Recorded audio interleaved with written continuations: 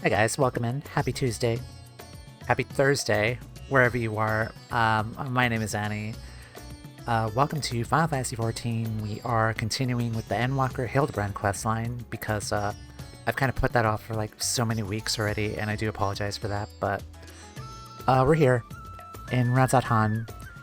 My goal today is to try and finish the Endwalker Hildibrand story today.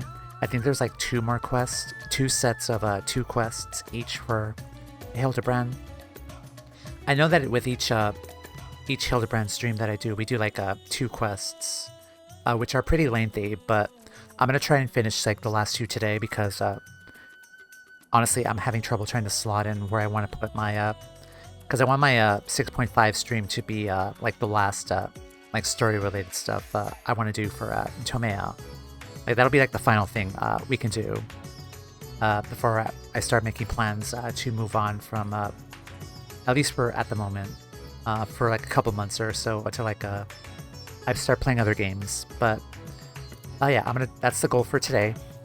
We're gonna talk to Delion here and go from there.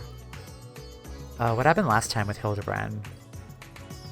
It's been a few weeks, so it's been a while since I've actually like remember what happened, but all I remember is we pretty much attained the power of God, Bert, and we did a solo duty with Godbert, and that was probably like the best fucking duty in the entire game. It was just so amazing. But yeah, but I think I'm trying to remember. I think our main goal now, like since we got like the alien stuff kind of sorted out, we're trying to find Poo Poo's friend, who is also here with us, and we're trying to find them, and so those shenanigans kind of took us to Garlemald, if I remember correctly.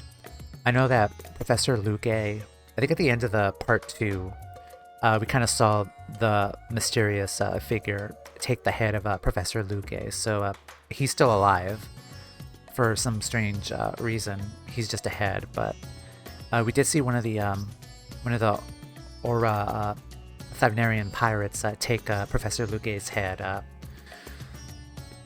on a ship. So I'm assuming we're going to see those guys and find out who they are. And then after that, we were still looking for Poo Poo's friend. We learned that there was like debris in Garlemald that was kind of like alien in design. We were looking for like clues to Poo Poo's friend's whereabouts, and I think we also cloned another version of Hildibrand to also help us. So we were searching, and then Nashu got kidnapped or catnapped. The creepy fucking Lalafell stalker asshole warned us that Nashu was being kidnapped because, of course, he watches Nashu's every movements. And we rescued Nashu. She was asleep at the time, and then we had the solo duty with Hildibrand and Godbert. We were in control of Godbert, and we were just it was incredible. One of my favorite duties ever in this game. And so we still had no luck trying to find Poo Poo's friend. So now we're going to talk to Delion here and go from there. I also unlocked the next step of the relic weapon here, so now it glows. It kind of feels like there's not that many steps here for the relic weapons, which is a good thing because like it's just less steps. I did notice that this is more or less a poetics farm, which I don't mind doing because I have one weapon left for the anima relics for Heavensward. I have to start working on the white mage weapon, so I need to start gathering resources for that, and I'll finally be done with all of the anima relics. That's exciting. But yeah, once I finish with the anima relics, I might start considering to do the Mandraville weapons. If those are just going to be poetic sinks for that. And then I'm also still working on my Bajda weapon, which was for Dancer.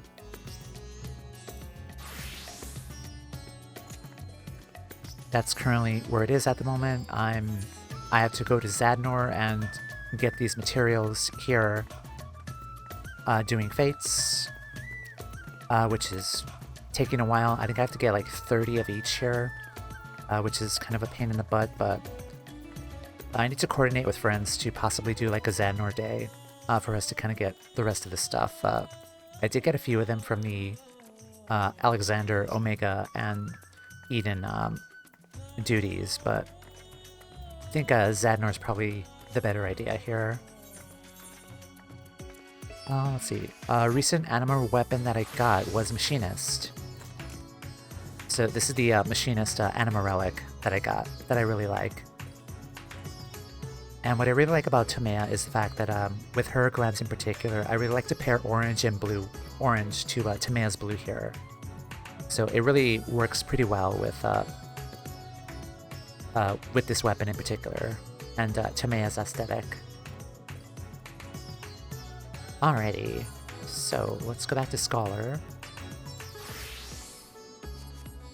And talk to Delion here. By agents unknown. Delion is trembling with barely contained enthusiasm.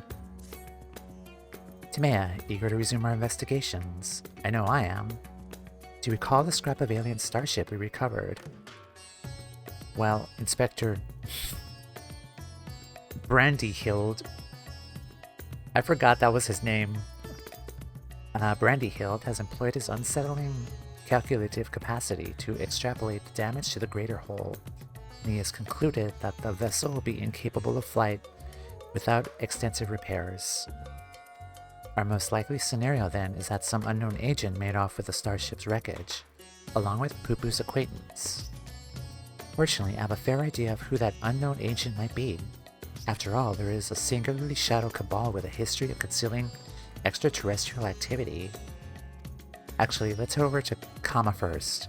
The inspector and the others are staying in a dwelling there. I'd rather not explain myself twice.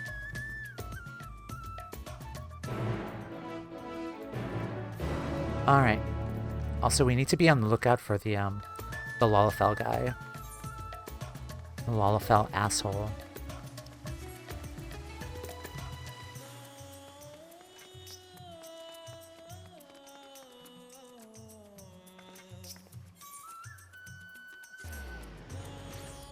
Hey, Amika, welcome in. Ready for some Hildibrand? Hildibrand time, good stuff. Welcome in. There he is, you little fucker.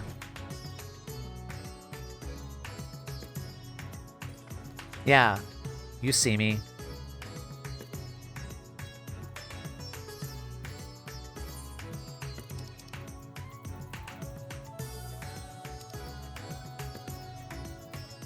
It's kind of a shame I can't target him, but you get out.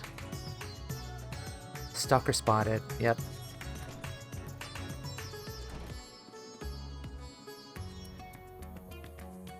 Creep. You quite like this Hildy chapter too? Yeah, so far it's been a lot of fun. This may not be the best time to share my conclusions. Oh, Tomea, I'm so worried for Master Poo-Poo.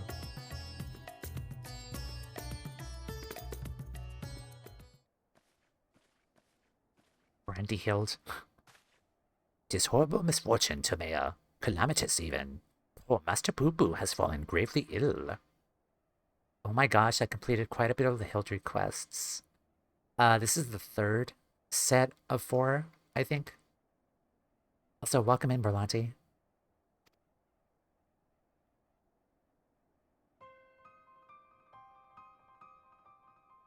You haven't... Oh, no. I'm sorry, Berlanti. Gotta run? Okay. Alright. It's nice to have you, though. It's okay. I'm gonna run. Okay. Yeah, thank you. He's so bluish green. He's so bluish green. More so, I mean. Could he have caught a cold? I suppose it was quite chilly up there in Garlemald. Poo-Poo's an alien. Who knows what extraterrestrial diseases might be ravaging his body?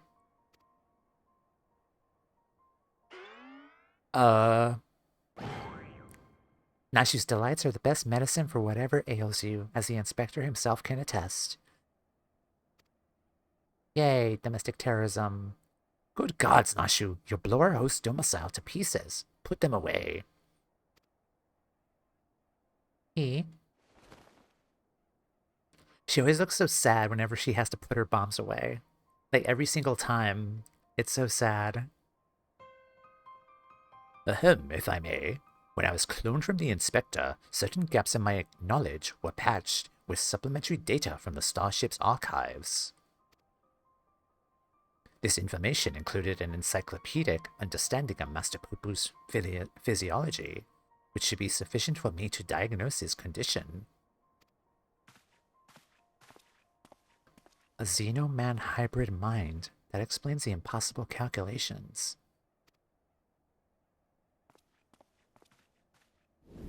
Oh, here we go.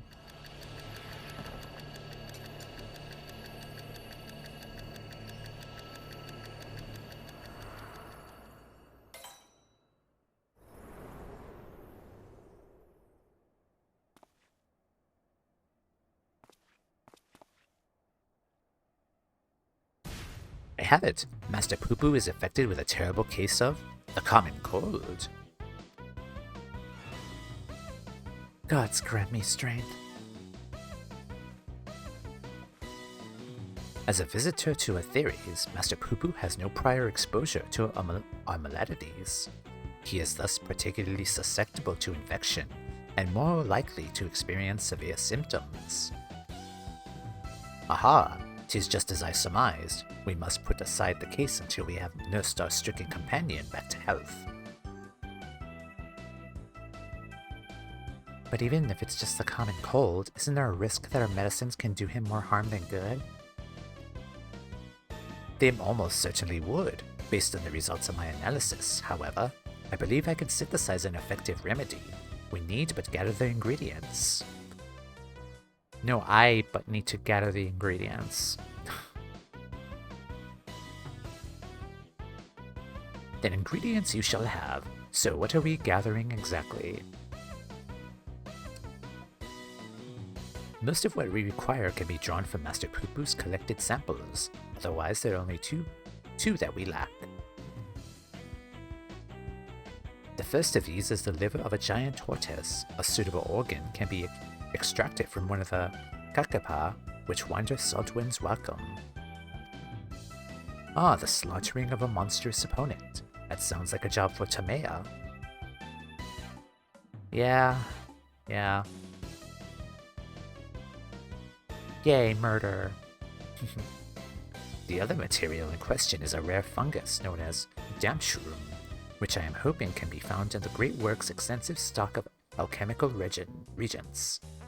Yeah, we need to go gather. Very well. Nashu, Dillion, and I will scour the alchemist's shelves. Meanwhile, I would ask that you remain here and keep an eye on our alien patient. Inspector Brandyhild, you're such an expert on all things Sevnarian. Oh, I wouldn't say expert. Simple conclusions from simple observations, nothing more. Why do I get the feeling at the end of this, he's gonna turn evil? I just have this feeling, this inkling in me that just says, like, he's gonna turn evil. As I said, I am hoping the alchemists have the Damshroom we need, but it really is quite rare. Once you have the tortoise liver, would you be so kind as to assist the others in procuring the fungus? Yeah. Let us not prolong Master Pupu's suffering a moment longer. He's really smart. Evil mastermind, yeah. It seems we have a job to do. Further discussion of the abduction will have to wait.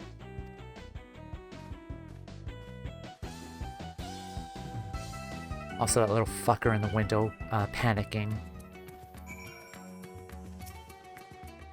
Obtaining a Kachapa's liver should prove no great obstacle for one of your capabilities, Tamea. It is the Damshroom which concerns me. What do you have to say?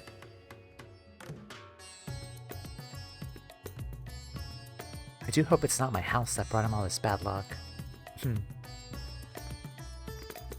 Yeah, he's gone.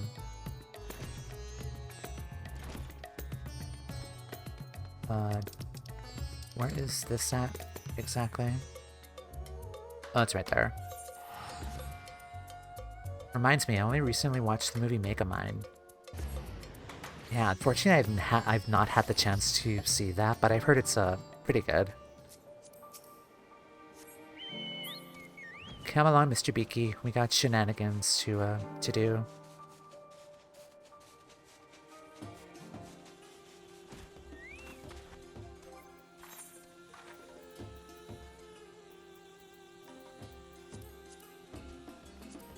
Hit above expectations, aye.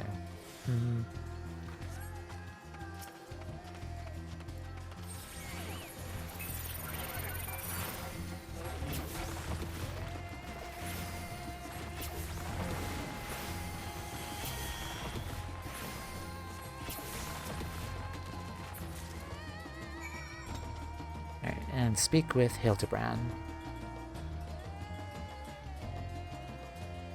Oh hey, it's the S rank. Is that an A or an S rank? I can never tell with these two things.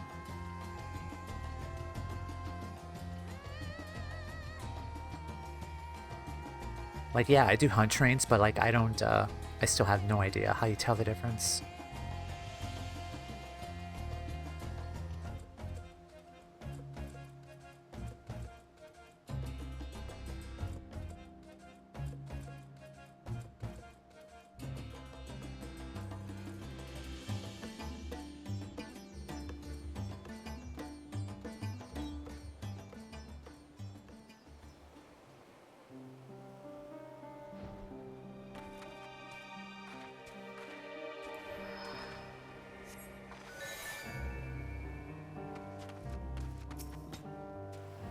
Who knew a lamp shroom would be so difficult to find?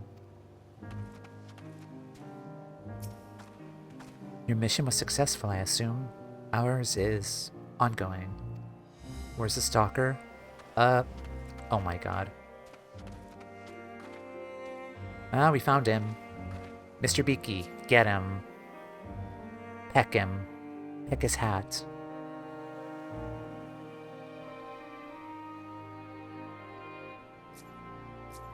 Yeah, I see you.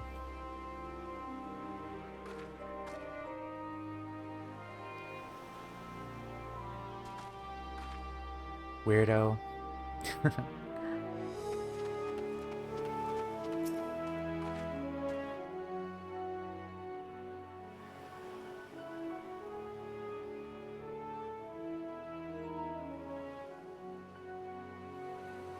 Tomea, I had every confidence you would bring us a suitable liver.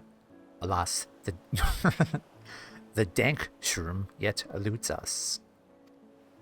The alchemist said the fungus has a few applications, so that they didn't bother to stock it most of the time.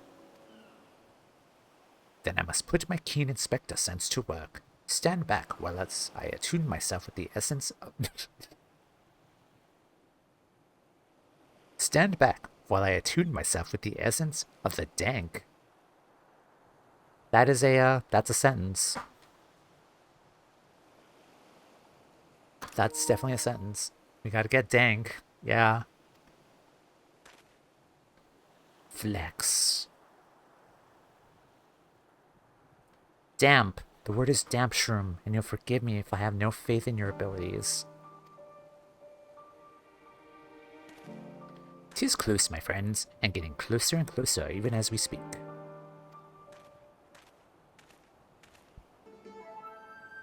I hear you folks are in the market for damp shrooms.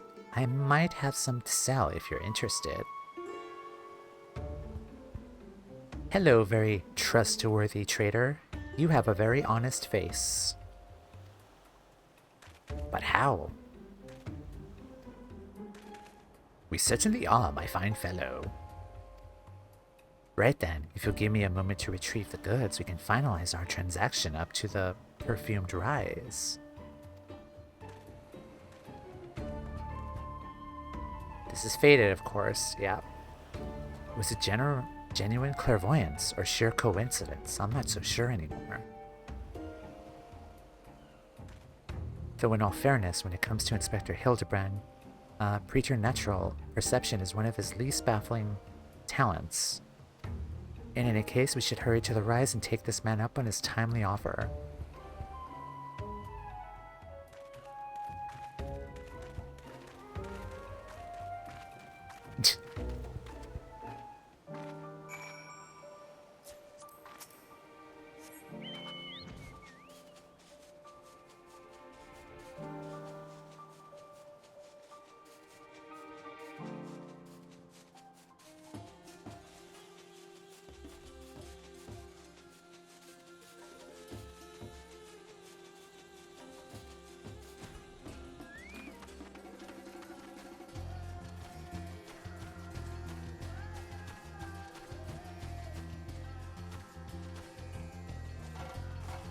Bruh. Bro, you're not fooling anyone.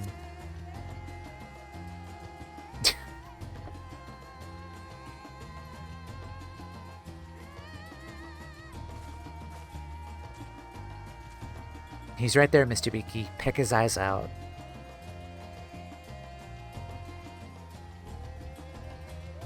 Oh god, I love this questline.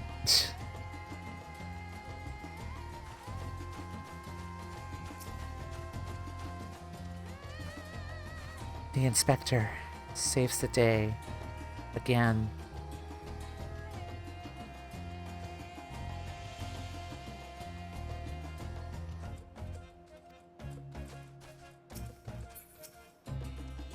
I wonder, does this not strike you as a touch convenient, if not contrived?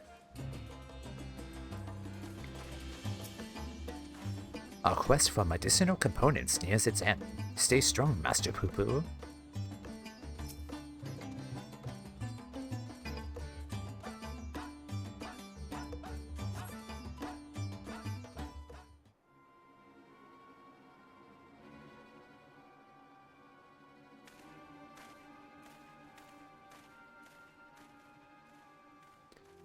Ah, you're here. Good, good. And here's the damp shroom, as promised.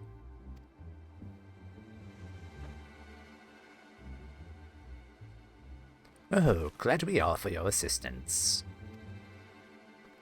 But what's the catch? Not so fast. There's still the matter of payment. Of course, of course. How much do we owe you, my good man? Considering the extreme rarity of the fungus in question, I couldn't let go for less than 1 million gil? 1 million gil for one measly mushroom? That's outright robbery. I'll be honest, I kind of feel like Astinian would probably believe this guy and ask us to foot the bill. A bargain, I counter. You would pay tenfold my price in the markets. Thought to do you kindness in light of your urgent need, but I am more than willing to find another buyer if you wish to spit upon my generosity. Astinian mention, Nashu, how fair we for coin? We're plumb out, Inspector. Yeah, they flushed out all of their money trying to buy Hildibrand suits, because he constantly just destroys them every chance he gets every day. Ah, then this is a prickly pickle. Where are we to obtain sufficient funds at such short notice?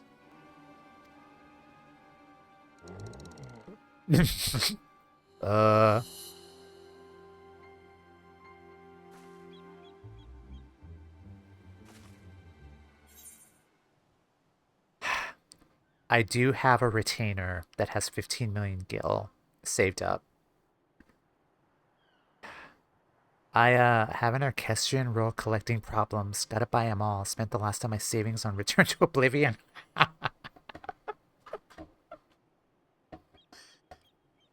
That's the Eden Shiva fight.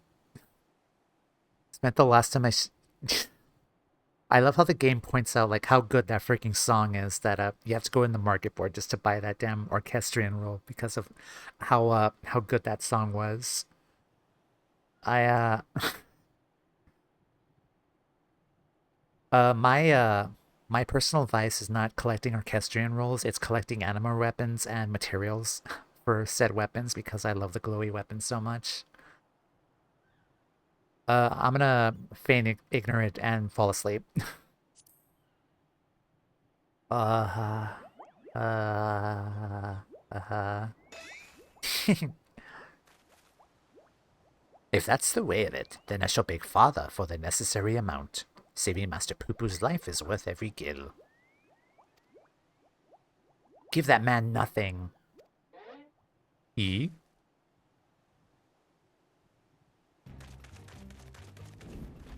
Oh fuck.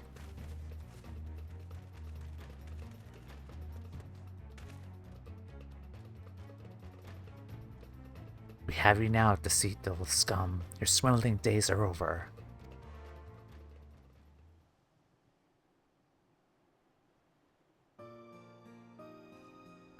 Rattatan City Guard at your service. We've received reports of this man's questionable activities and been keeping a close eye on him ever since. Damshroom is a rare find in the bazaar, to be sure, but only because there's no real demand for it. The price of this charlatan quoted for you was quite frankly ludicrous. But thanks to your ignorance and poor judge of character... Thanks to your ignorance and poor judge of character, we were able to catch him in the act. As a token of our gratitude, we're welcome to keep the fungus. Assuming you still want it. Thank you? Yay. Very, very much so. That is very, magnanimous of you. Have you ended up spending all of your gil on those glams, though? Yeah. I have alts. I have spent, quite a good amount of money on glams. I have, yeah. It's worth it, though. But not just the glams, though. Like, I'll be honest, like, even the, whenever I start up, like, new alts, when I'm, like, leveling, like, crafters and stuff, like, I always spend money just to buy the, like, the materials and the things for, like, the class quests to turn in. And also the, like, the materials and stuff to turn into the Grand Company as well for the experience. So, like, I'm not mindlessly throwing the money away. I'm only throwing the money away to level up, which is valid. Oh, you think I enjoy tricking fools out of their coin? If Bastard hadn't declared my job redundant, I wouldn't have needed to stoop so low.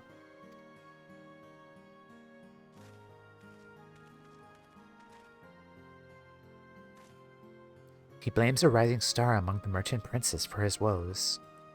Van Hoody, I believe his name was, purchased the trading consortium where the man was working, which led to a restructuring of the hierarchy, put a lot of people out of work. Van Hoody, Van Hoody. I know the name. Something about an acquisitions deal gone sour. Father was willing to sell him a slice of his Hanisha enterprise, I think, but balked when the man offered to buy our family business in its entirety. Truly, there's no telling how deep the coffers of this Van Hoody are, nor do any know the secret of how he amassed such kingly wealth so damnably fast. There are whispers, though, that he solved alchemy's oldest and most legendary of problems, the transmutation of base metal into gold. Unlikely to say the least, but whatever the source of the Van Hoody's riches, he shows no reluctance in spending them. He bought a historic temple to serve as his home, and commissioned a private airship, among other extravagant expenditures. Nice for some, eh?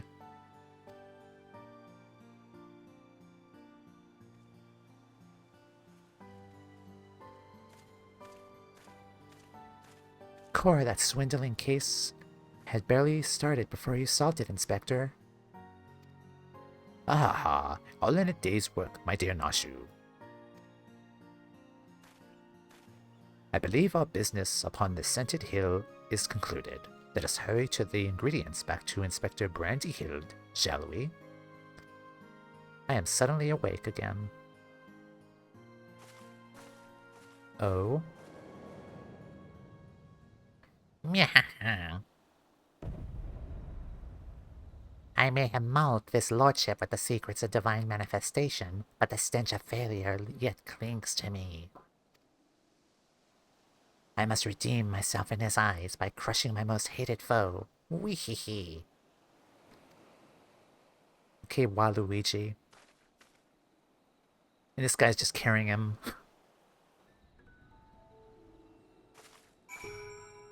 Alright.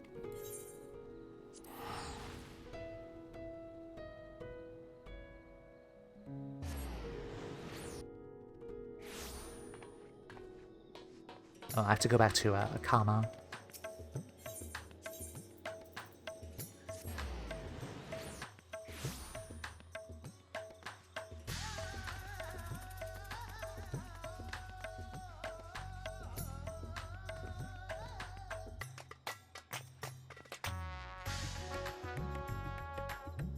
Damn it.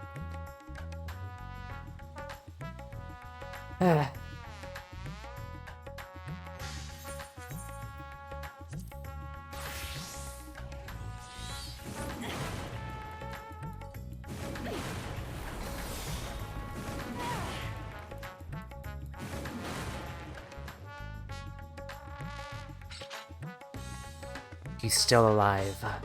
Damn it. Alright.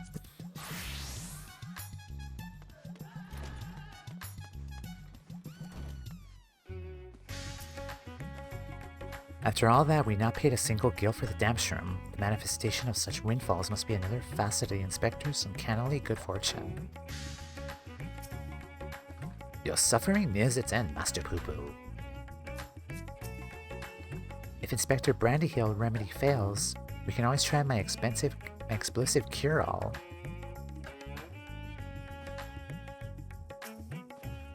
Inspector Hildibrand tells me you have the liver to go along with his Damshroom. This glistening liver of assault winds welcomes, Kachapa.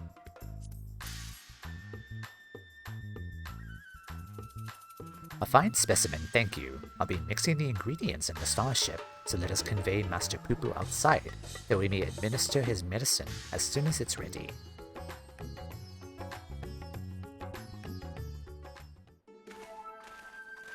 Oh, that's so cute.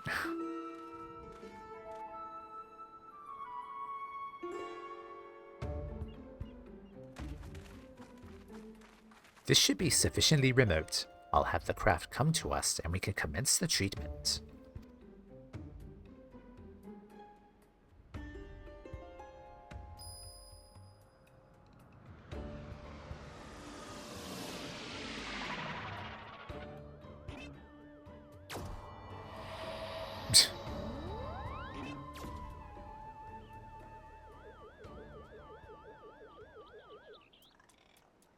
Oh, there's a freaking Copeland doing... Never mind. That Copeland always follows us when we're doing Hildibrand.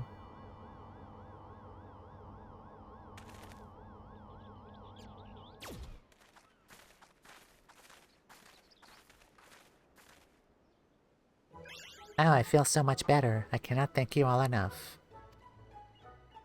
Yay.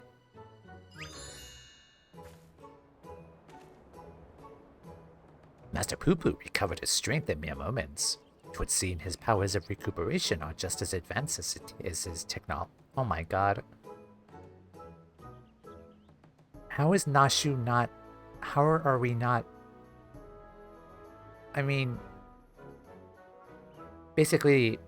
Never mind. I came here from another world, a stranger you no cause to trust, and yet you treated me so kindly. The people of the star are so very welcoming. Haha, you're our dear friend now, Master Poo-Poo. 'Tis our pleasure to help. Yay.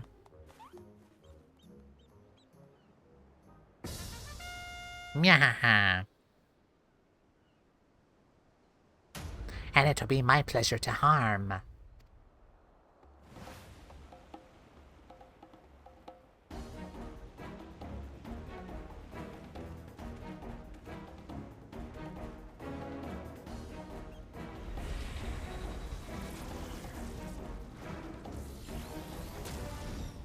Oh.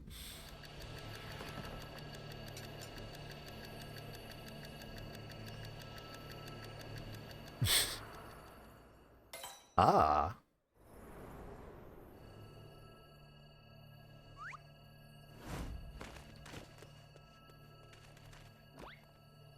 Ah.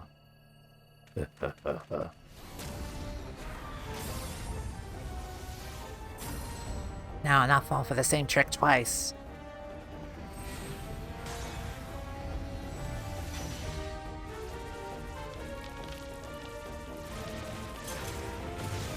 Ugh.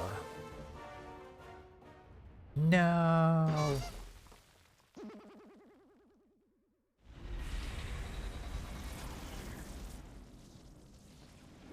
Don't forget, I'm a shield healer. I have shields. Ah. Oh my god.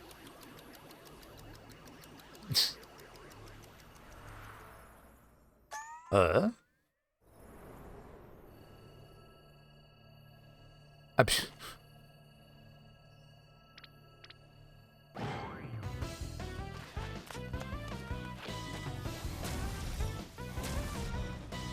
Oh, this poor Copeland.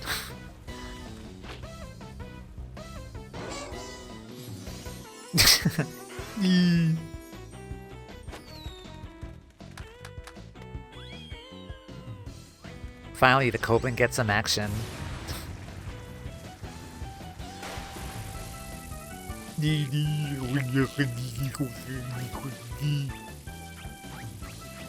YMCA.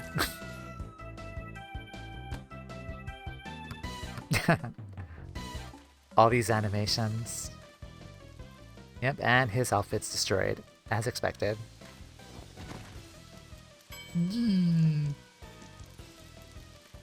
And he's unconscious. Impudent worms taste my full power. I'm firing my laser. Nashu?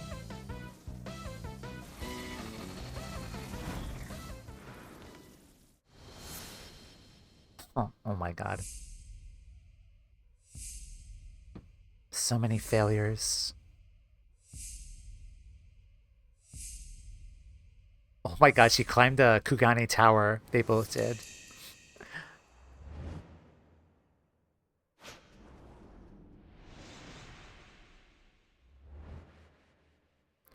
So in Hildibrand canon, they both climbed to the top of Kugane Tower. That's amazing.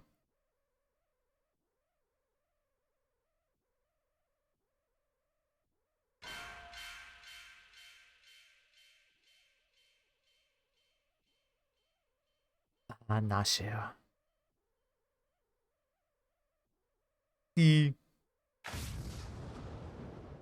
I got you. Slam dunk. Perfect. They climbed, Hildy slipped, and she threw a bomb at him. While at the tower, sure.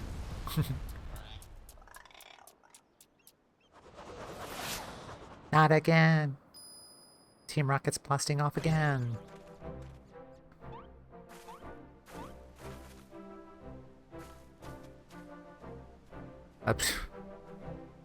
Yay.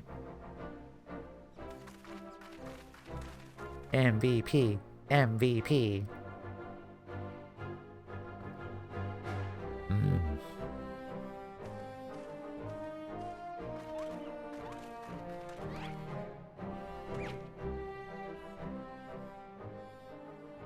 You took the full force of that destructive being, yet there you stand, somewhat singed and apparently unharmed. I've pondered and puzzled over this inexplicable fortitude of yours, and feel compelled to ask. Are you an alien? Haha, a fine jest, but I assure you, I am without a doubt an Uldan-born Mandeville of terrestrial Huron stock. He's Hildibrand, Agent of Inquiry, Inspector Extraordinaire. What more do you need to know? Where to begin, but never mind. We have more pressing matters. Such as locating Master Poo-Poo's missing comrade, the time we reopened the case of the silent correspondent. Yeah, exactly.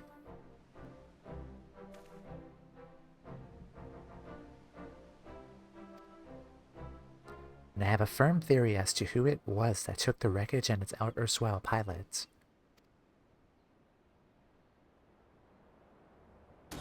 The Charlians.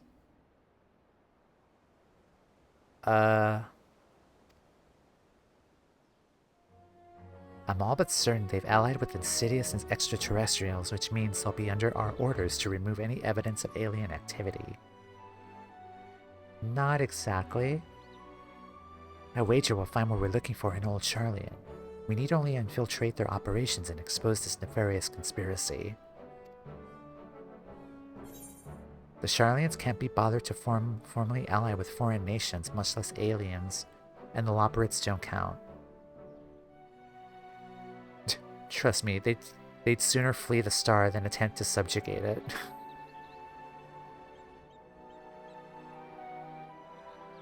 While Master Jelion's theory does lack supporting facts, we have no other promising leads to pursue at present. Moreover, I understand that Charlian sets the standard for monitoring astronomical and astrological phenomenon.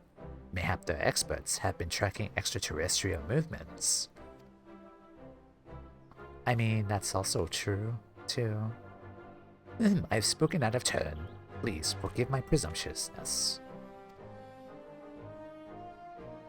Nay, my friend, I too sense our paths point to the Isle of Archon. Pack your bags, everyone. We leave for Charlian immediately.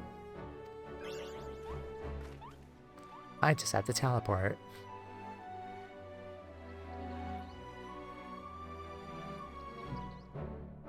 Yeah, I have to go back and look at those quick screens of them. Yeah, he climbed Kugane Tower. I think there was one in Costa del Sol too.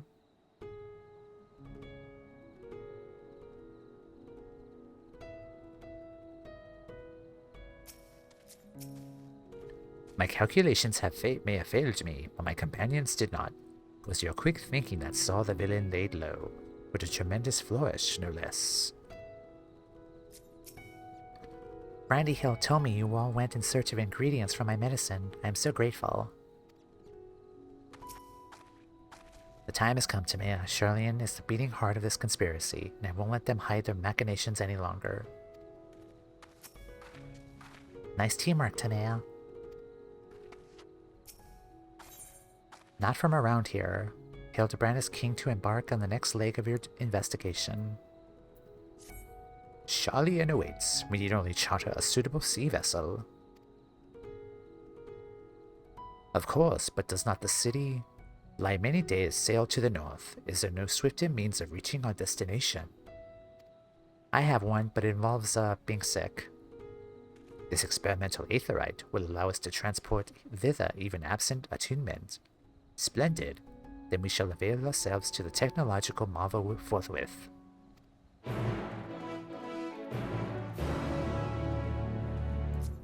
I just imagine the Lalafell fuck will also go with us, but he'll get very sick. I'm kind of hoping that that happens, and we could talk to him about it.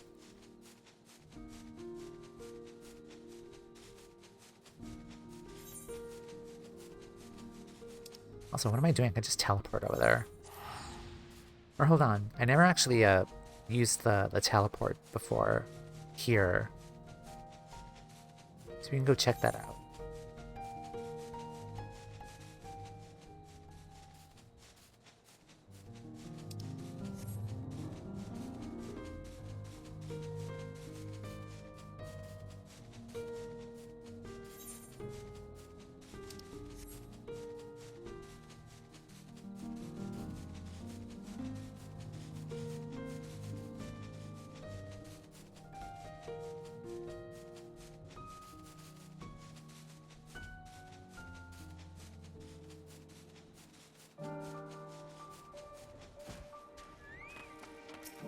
Alright, let's see.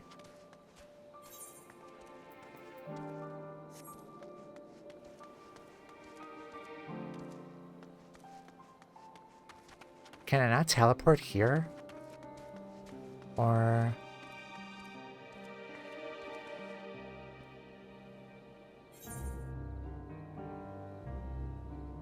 I guess I gotta teleport then, I guess. Oh, that stinks.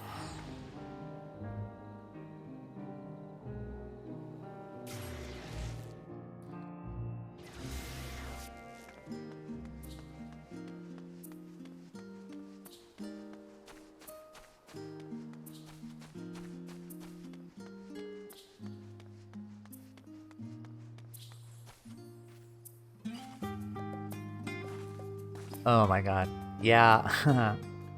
I had a feeling. Ugh. Oh, he's throwing up. Yeah, that's what you get, you little...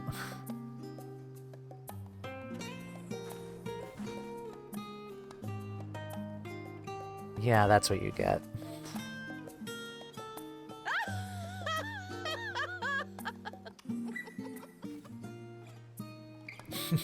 Everyone laugh at him.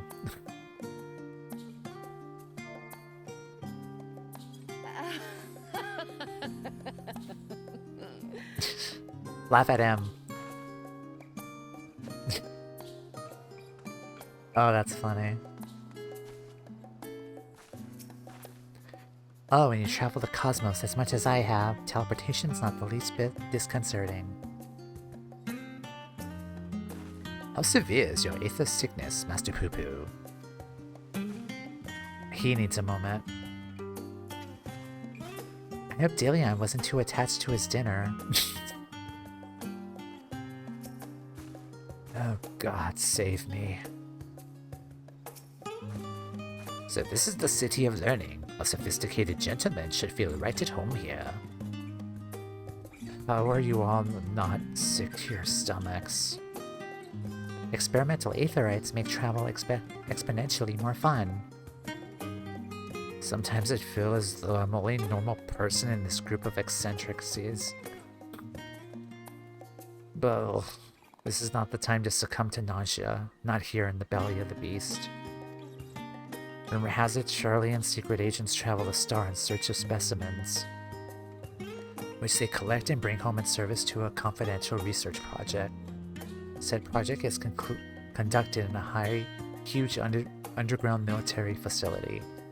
Where to find answers, and that's where we need to look. Labyrinthos, not a military facility. I say, this Labyrinthos sounds promising. I say we head down there and make inquiries as to the whereabouts of our missing alien friend. We simply take a lift from the Hall of Artifice, yes? Let us be on our way.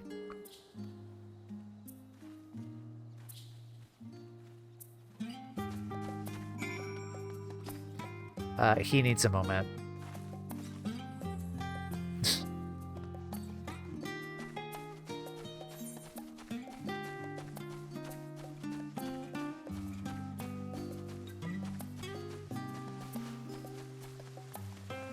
Can we just run over there? I don't want to teleport.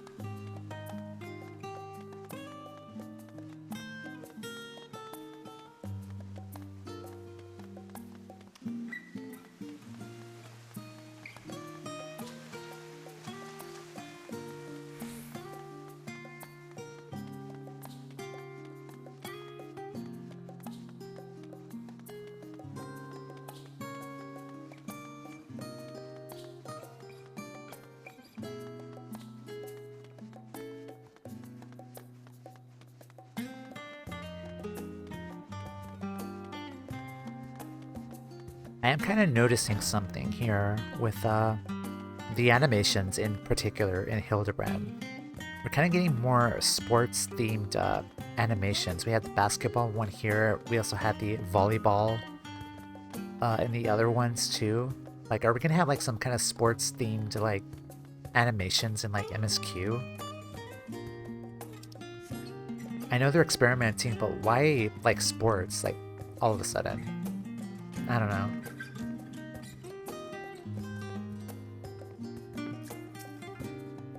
What beautiful architecture. Charlian is clearly one of the more advanced civilizations.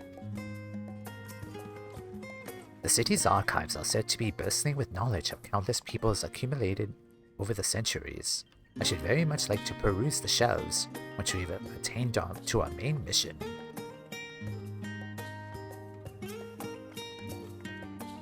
If you're still feeling poorly, my all-purpose cure can perk you right up. Ups. No thank you, I'm very much recovered.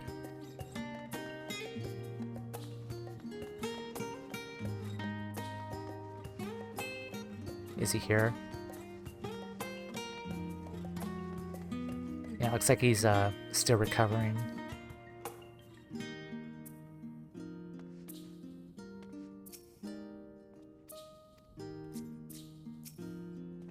Ah, these must be the lifts in question.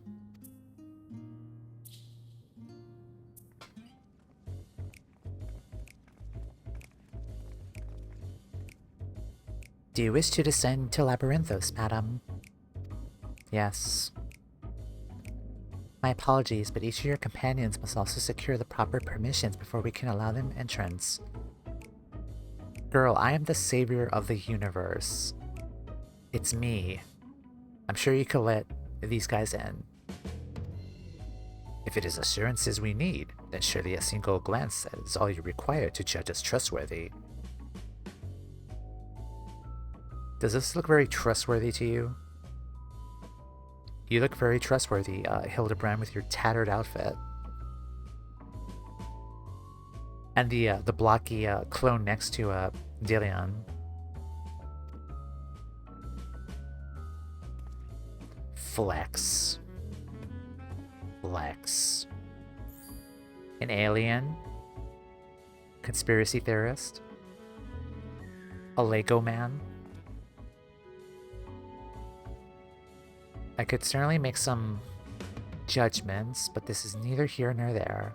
Admission to Labyrinthos is subject to foreign policy.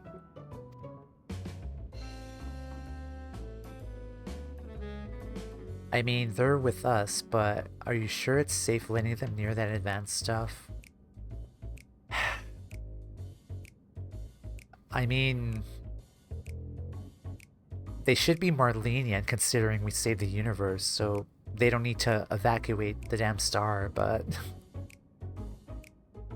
You're the ones who should be judged. I know you're hiding aliens and xenotechnology in that underground base of yours. Admit it. Xenotechnology? I sincerely have no idea what you're talking about. Oh ho, yet again do our paths cross in most serendipitous fashion. It's Godbert. Yep. I just had a feeling. Father, what business brings you to Sharlayan? I'm in search of a certain object, one crucial to the continued refinement of the Mandeville weaponry. My investigations led me to believe it is to be found here, in Labyrinthos. And as you all seem to have business down below... This is my son and his bosom companions. If I vouch for their character, will you kindly allow them to board the lift? Ah, Master Godbert Mandeville, the Forum sent word of your impending arrival. It's nice to know people in high places. As a member of the Syndicate, your ambassadorial status affords you an entourage of up to 5 members. Pray, consider their permissions arranged. I know not of your current mission, but for the time being I suggest you accompany me to the Archeon.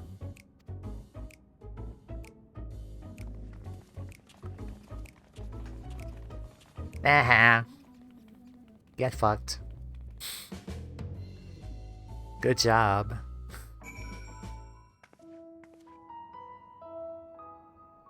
Yeah, can we go back? I want to see if he's still there.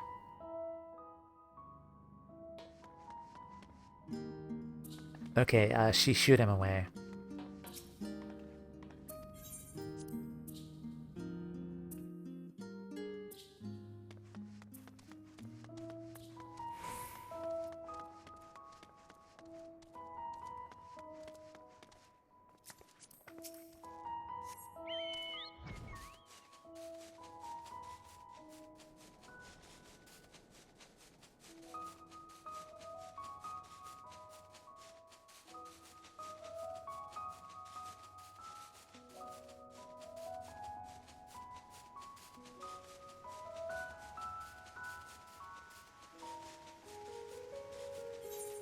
Oh, it's above us.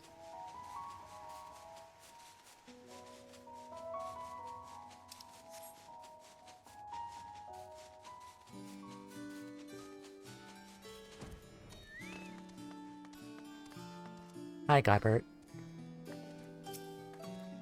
Sharlayan structures truly are works of art, simply inspiring. Ah, they've transformed this subterranean environment into one more suited for surface beings. I'm reminded of the orbital stations built around my home star. What an incredible vault of accumulated curiosities. I should very much like to return here once our mission is complete. An underground archive was such an extravagant recreation of an outdoor habitat. What innocent purpose could it possibly serve? Oh, but of course, they're performing simulations to hone their strategy for aiding the aliens in their invasion of the world above. We're underground, but above ground at the same time. Yep.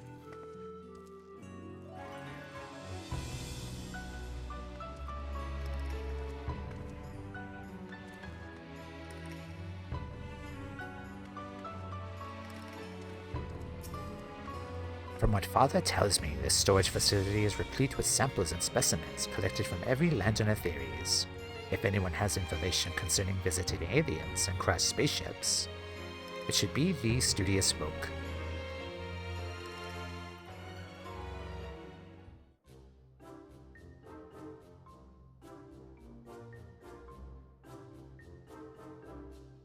A shiny silver saucer. I'm sorry, we have no record of any such object in our archives, either whole or in part. No. Or you would have us so believe. The purpose of this complex, this military fortress, is plain. You cannot deny that you're conducting secret research on alien starships. We're not conducting secret research on alien starships. Yes, we did build a starfaring vessel in Thelmazane, but it was neither for military purposes nor extraterrestrial origin. Disguising your foul lies with a sprinkling of the truth, are we? Fine, I'll dig up the facts myself, and then let everyone hear what you're really up to.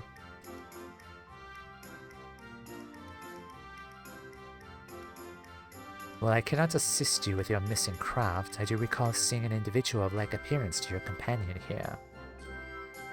You do? And where was this, pray tell? At Muriel Ergonomics in the medial circuit. The lift at the back of the building will take you down there. Many thanks, my good man. Oh ho! Well, well, it seems you found yourself a solid lead. I have my own search to attend to, so I shall bid you good hunting and good day.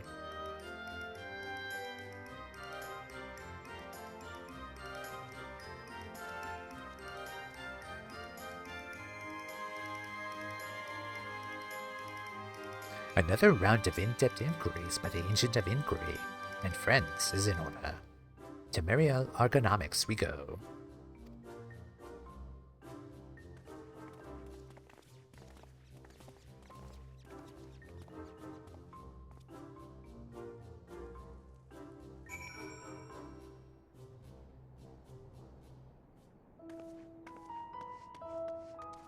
Okay.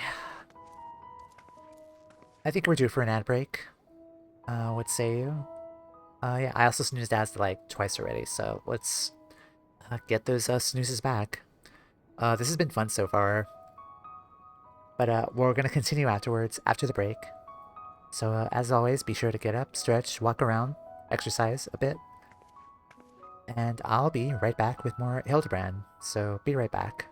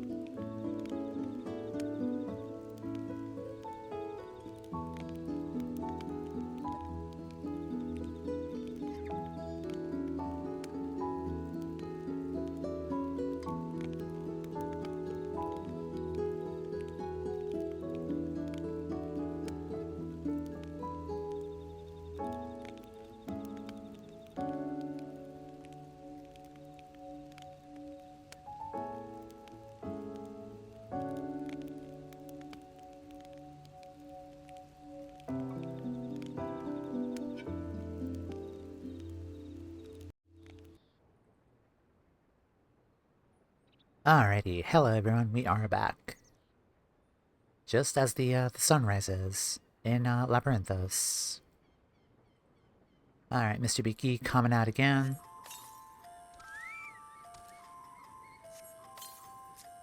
And let's ride.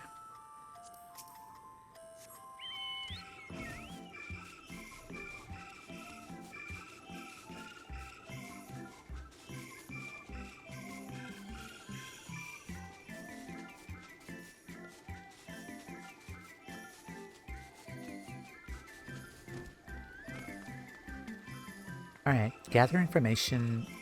Okay, let's gotta talk to everyone here. Your description would lead me to believe you're looking for one of the Mandragoras hereabouts.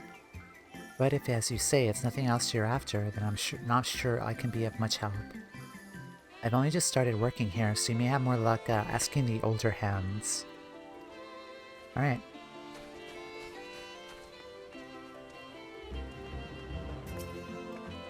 Mark my words, I'll find the evidence I require. They can't hide all traces of their alien alliance.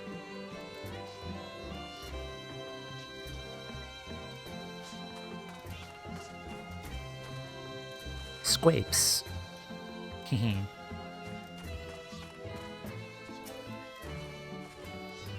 Ah, you must be talking about one of those new Mandragora strains. We whipped up a batch of bright blue stray onions, but I'm afraid they started to rot almost immediately. Not a manda, you say? Well, the only other bluish thing I could think of around here are the grapes. Look how luscious those crops turned out. Yeah, very detailed. How very detailed and triangular.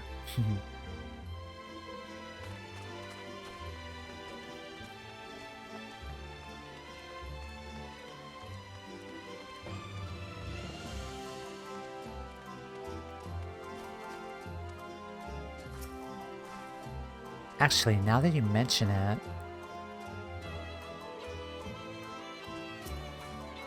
If I may, have you perchance come across an individual resembling this delightful blue ragamuffin here?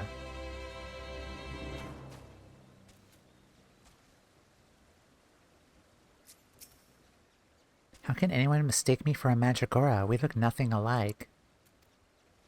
I just realized, like, they share the same model rig. I didn't notice that. Master Poo Poo has found a new friend. Maybe they could help us find the old one.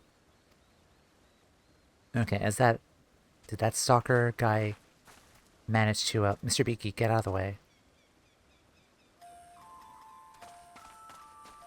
It's been a while since I've, had Mr. Beaky with me. He wants to be in the scene.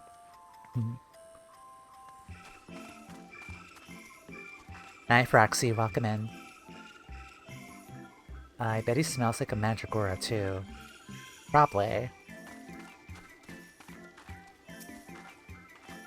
Yeah, the little blue man. Saw him with my own 2 eyes, I did. And it was no Mandragora. A gleaner, in the company of an outside visitor, passed through a little while ago. Nothing too unusual there, only this, friend you described was scuttling along with them. I know now what purpose brought them to the farm, but whatever it was, they didn't tarry here long.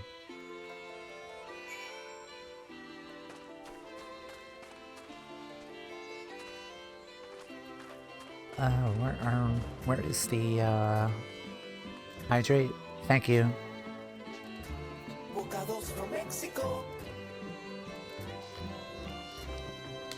Thank you for the bit.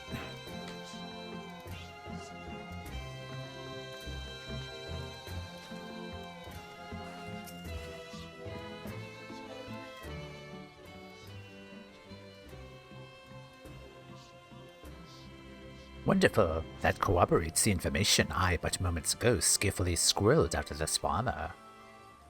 She claims to be acquaintance of the gleaner in question, in fact, and will bring him to talk to us shortly.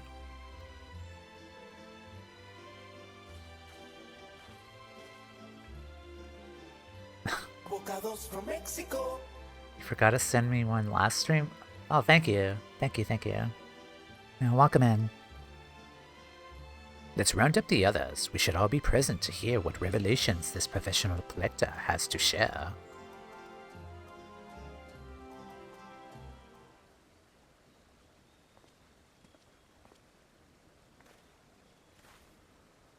You're the folk asking about the little blue man, yes?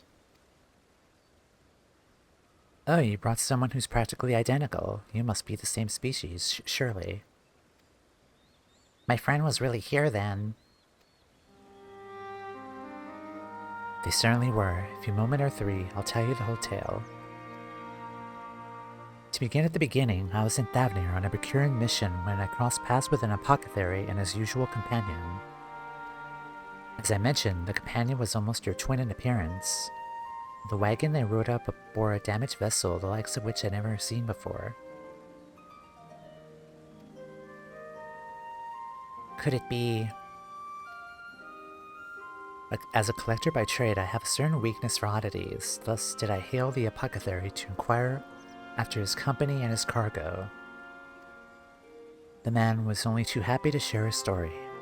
He had, it seemed, quite recklessly plunged into a war-torn lands of Garlemald to sell his wares, reasoning that, while there were conflict, there would also be a need for medicinal goods. The state of affairs was rather more volatile than he anticipated, however. He was soon forced to abandon his venture, and so the apothecary began his long trek home, only to shortly thereafter discover a strange silvery ship and a shaken pilot crash-landed in a snowfield. So that's what happened. Can't be a coincidence. The story continues. After extricating the battered vessel and its occupant from the snow, he brought them home to Radzat Han. His guest wished to make repairs to the craft, yet amongst the wonders of the bazaar, they struggled to find suitable parts. Hearing this, I suggested they bring the wreckage itself to Labyrinthos, and after they agreed to the idea, I escorted them here myself. Alas, even the Thomazane engineers who worked on the Ark were stymied by the exotic ship, finding its technology impossible to comprehend, let alone replicate. The little blue fellow eventually resorted to drafting schematics. While the engineers followed these step by step to craft the essential bits and bobs, the apothecary and his companion were waiting here at Muriel.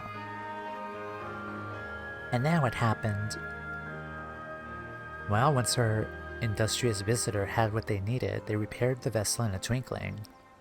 The pair then departed almost immediately, and I've never seen hide nor hair of them since. Until the apothecary paid a handsome sum of the engineer's services. But being typical Charlians, I wager they would have happily forfeited the coin for a chance to pore over every square ailment of that ship. Now, I'm no scientist, but I'm beginning to think such an incredible vessel must be some kind of starfaring craft. And that little blue man, well... he must have been an alien from another world. Or so I like to believe. I'm an avid reaver of the Thavnarian truth, you see. I love to entertain these idle flights of fancy. But I've rambled on long enough. There are errands to attend to, and really must take my leave. Good fortune to you.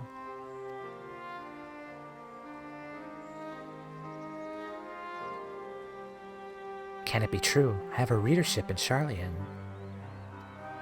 Perhaps I misjudged these people. Twould seem your comrade is hale and healthy, Master Poo-Poo, and in company of a Harnish alchemist of undisclosed description. Yes, that is wonderful news. I'm grateful indeed that we made the journey. Whoops. Nope. I have a feeling this case will soon draw to a close. Come, let us return to Radzat Han and continue the search.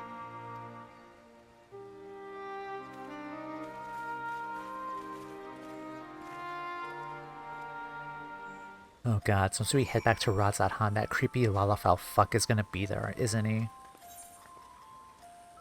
Yeah, let's go find him.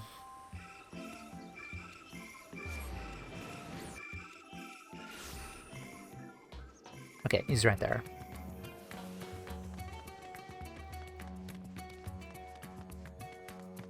Yeah, there he is.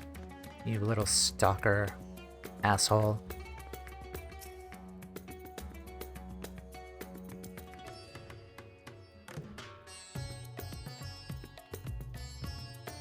It was a relief to see that Miss Noshu was hale and whole and still fetching. I wasn't able to sneak into Labyrinthos, so I couldn't watch over her like usual. But I'm here for her now and forever. You creepy little,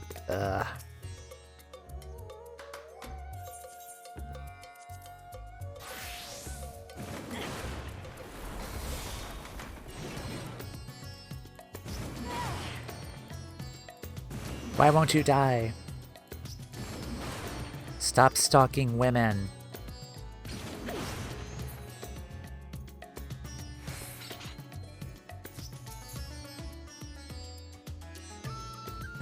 Okay.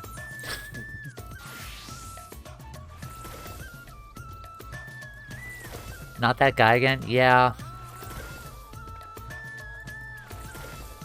I'm stamping the ground, but he won't die. Also, welcome in, Hildy. Okay.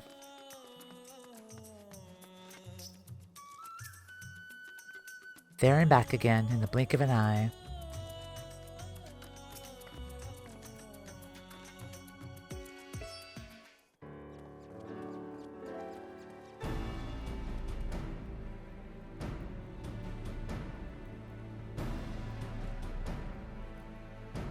To summarize our findings, we now know that Master Poo-Poo's friend is safe and in the company of a harnessed gentleman, possibly here on this very isle. Oh, that does sound promising. Yep. Father, you returned to the city. I trust this means your own investigation was successful. That it was, although laying hands on the object of my desire has been a long and frustrating ordeal, to say the least.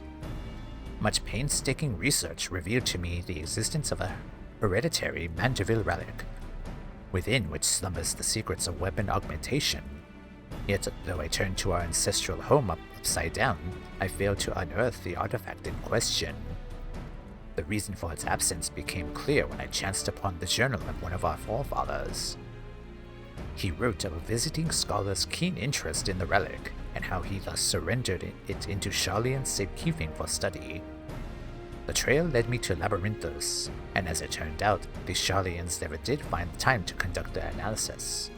The custodian and I found the curio tucked away in a dusty corner of the Archeon, still awaiting processing.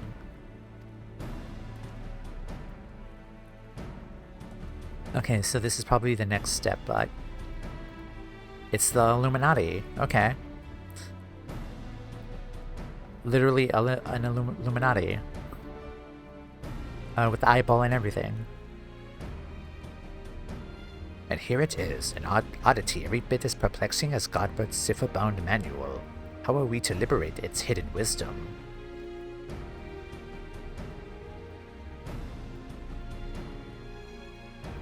Oh, I could help you with that. These devices were made by the Mandravillians, a starfaring race with whom we once traded.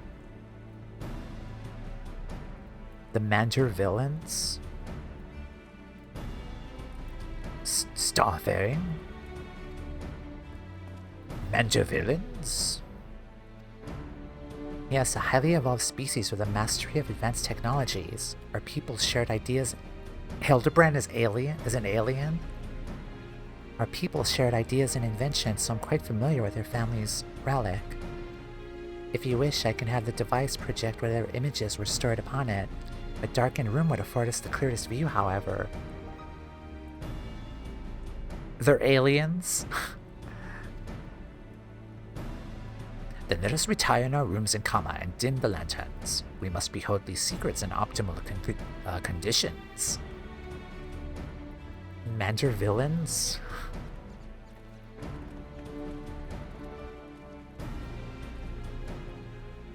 Mandravillains, a coincidental naming, or is there some deeper connection?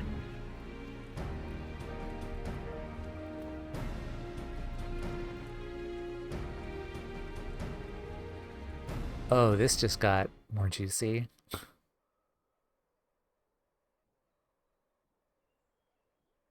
Everyone comfortable? Let's see what the device has for us.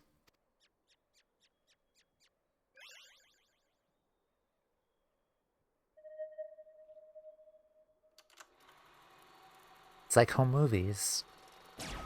Oh my god. That stalker's also here with us.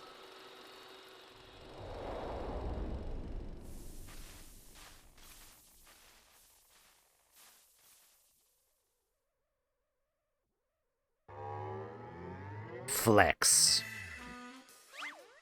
Flex. I am Godbrand, wonder of stars and weaponsmith extraordinaire. First Lord of House Manderville. This is the Godbrand, our founding father.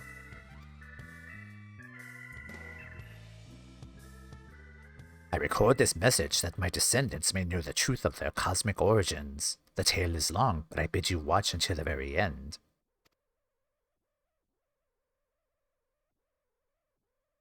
Heirs of mine, I am not a man born of the star, or even a man at all. I am of the Mantervillans, a race which hails from the far side of the great expanse.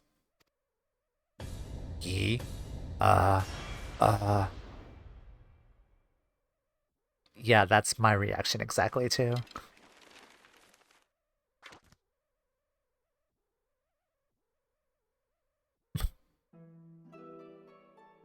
Mantervillans are parasitic symbionts. We can only survive by bonding with other life forms.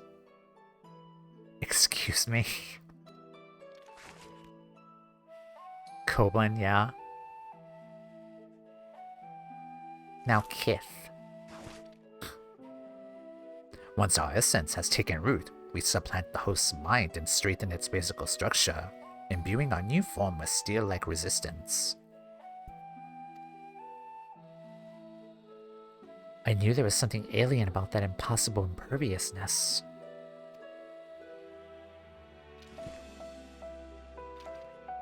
And then, in the conjoining of compatible host bodies, we produce offspring which harbor the next generation of Mandervillans. This symbiotic variant eventually leads to the stars in search of potential new vessels, adapting and multiplying. So it was that our race proliferated and spread throughout the cosmos.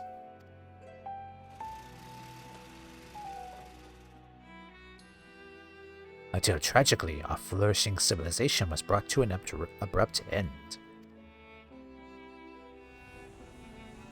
Oh, the final days. Every planet upon which we Mandervillans resided was visited by an unexpected calamity. Societies were brought to the ruin by lifeforms suddenly twisted into horrific nightmares. The final days.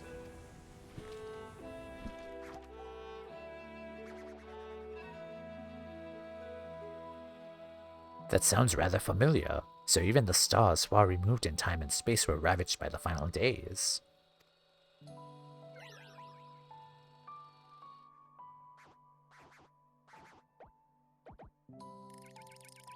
Desperate to avoid the same fate, a comrade and I boarded a ship and fled upwards into the starry night.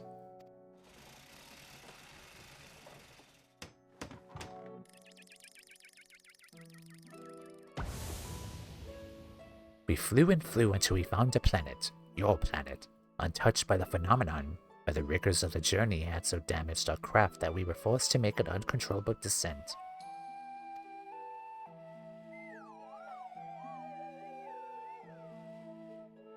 I alone crawled from the wreckage, badly injured and near death, but even as I resigned myself to perishing upon this unfamiliar world, I was found by a man who had come looking for the falling star.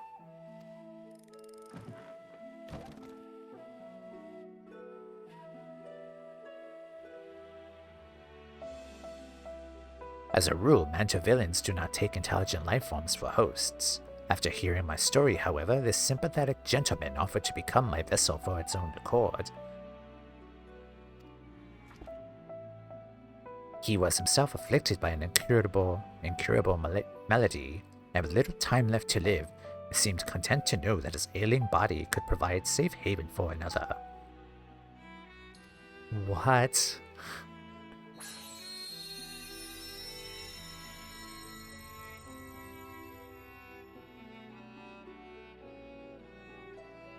With his blessing, I set about transporting my essence. The man's form was revitalized and purged of its frailty, yet the mind which dwelled within was now my own.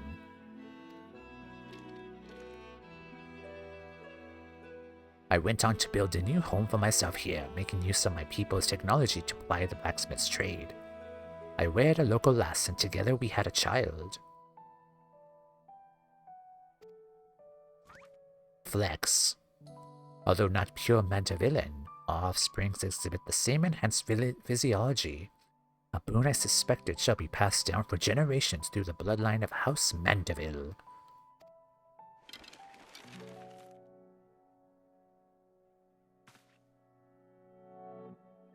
My dear descendants, the folks of the star are the most fragile. Yet as the first man I encountered did demonstrate, they are nevertheless capable of surpassing love and generosity. Bye.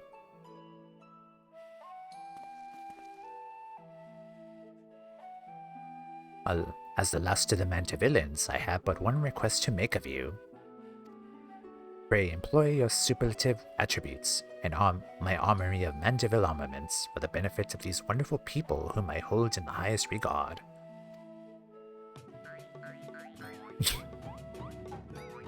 I'm a Mandeville man.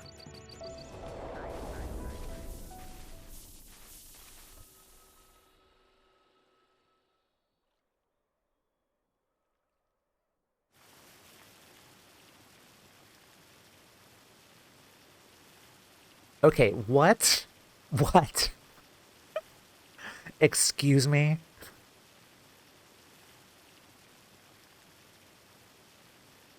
Okay.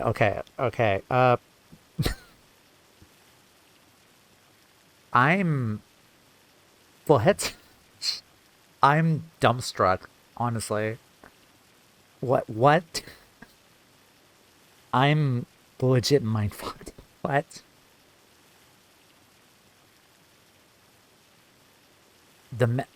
They're parasites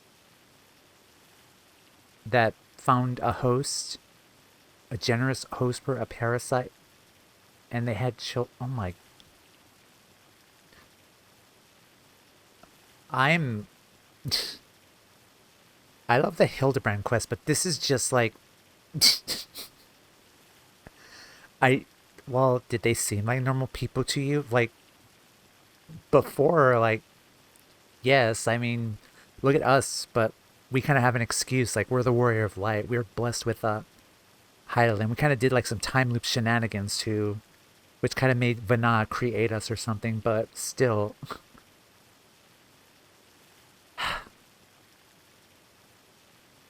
There was, I was wondering if like Godbird and Hildibrand were like sundered or not, but apparently not. They're just, they were just parasites that bonded with people who had... I'm so confused right now.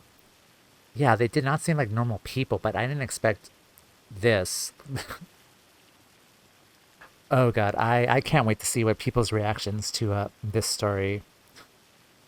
I want to see Devious on YouTube's journey, because I followed his reactions to Hildibrand, and they're just really funny, and a bunch of other people too. But okay, let's continue. I'm dumbfounded, really. What an astonishing development. That's one way to put it.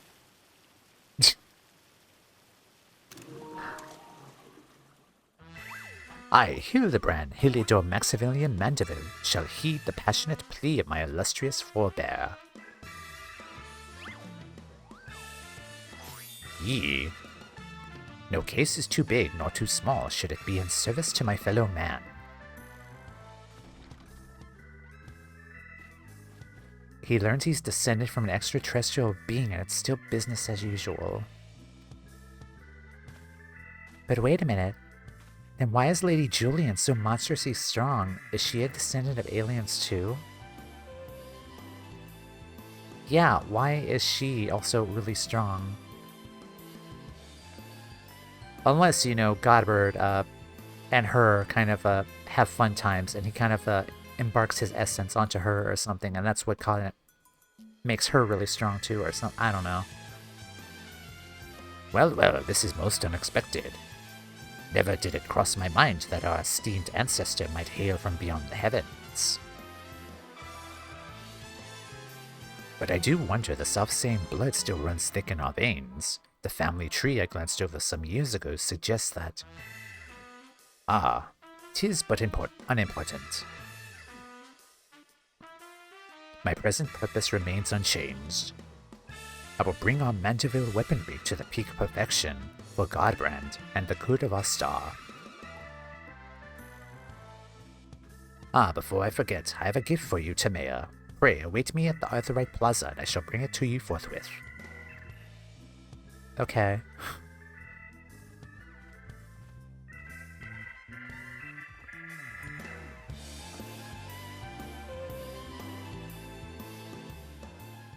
I am still so confused. What? Alright. Oh.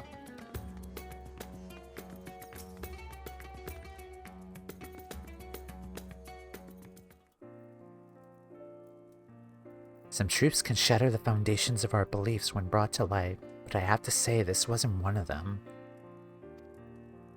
The more staggering discovery was that I devoted readers in Charlian, that who may peruse my publication as our allies against the ever-expanding webs of lies and deception, without exception. I misjudged the Charlian people. They are not collaborators or architects of conspiracy. They are but seekers of knowledge, unafraid to plumb the depths of the unknown. That Master Poo-Poo, though, that one still has ulterior motives. I bet my life on it. Stand ready, for we shall have need of your strength when he shows his true colors.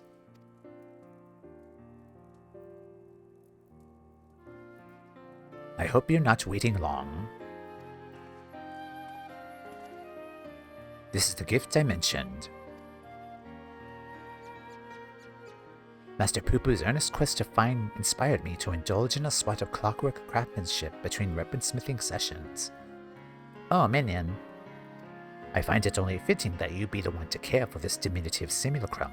Consider it a memento of your adventures together. Thank you very much.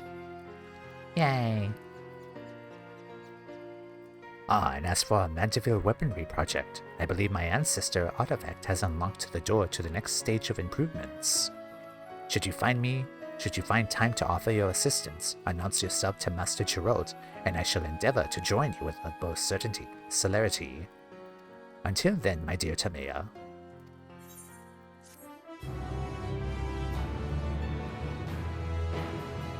We got a poo-poo.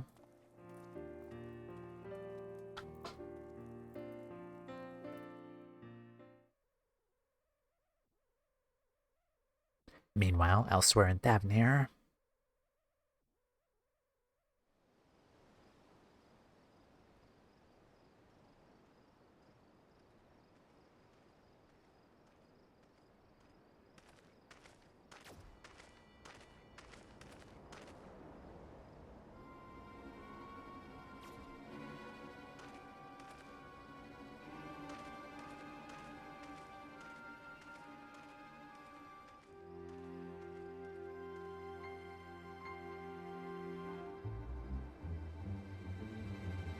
Lord Van Hoody, I come with ill tidings. Professor Luque set an ambush for his nemesis, but was once more defeated.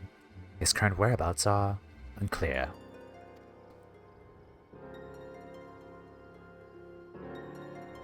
So this is the merchant. That blithering dolt.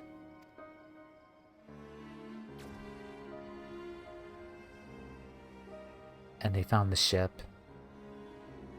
And his companion, too.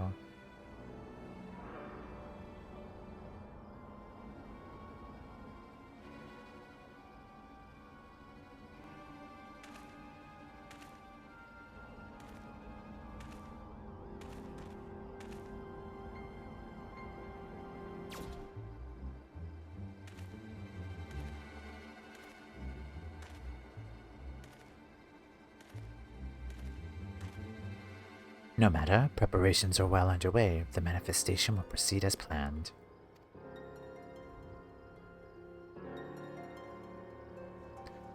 Oh boy.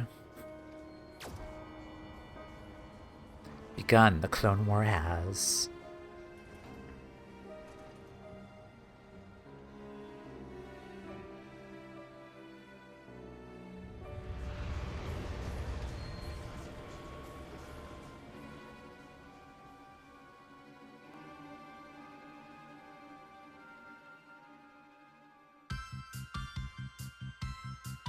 Oops.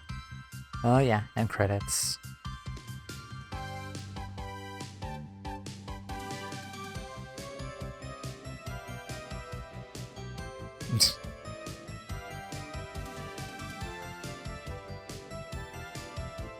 These outros really need to be longer, honestly.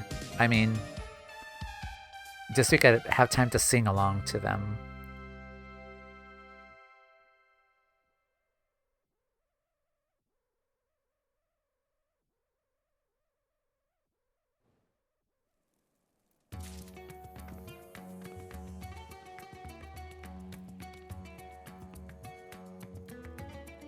Okay. We got a poo-poo. Will bleed you dry of elixirs if you aren't careful. Nice callback. Alright. We're gonna start the next set of 2 quests. I think those are like the last ones. Or hold on. No, there's another we'll do that after we unlock this one. Oh. Hey. Where is my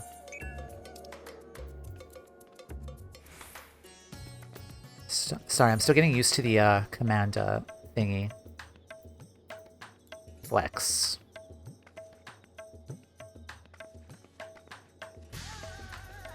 But how are you doing? Having fun with the game?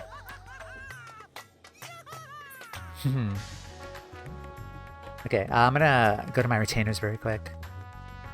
How's your progress in NA? Like, how's that going for you? Having MSQ in the city at the moment. Very nice.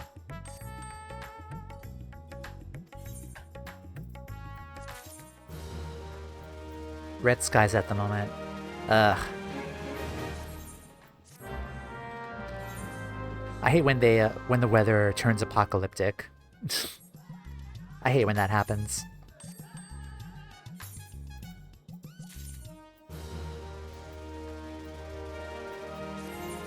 Yeah, red skies.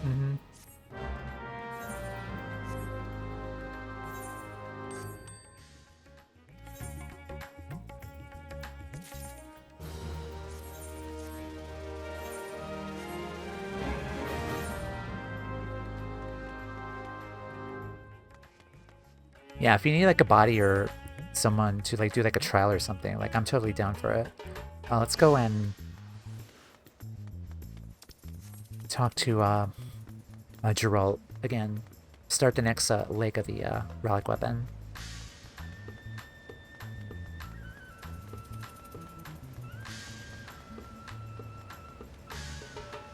Yeah, I do want to finish Hildibrand today.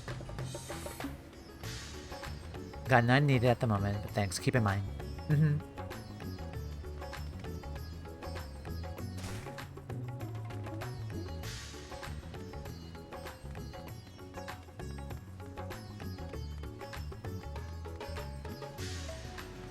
Alright, Geralt. What do we got? Spirited Reforging. Geralt seems even less enthused to see you than usual.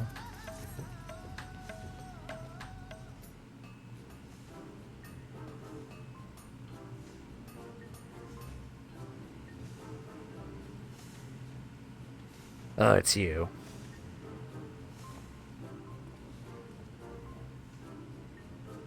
I suppose that bespeckled fop did mention he made some kind of breakthrough and needed to round up the usual suspects.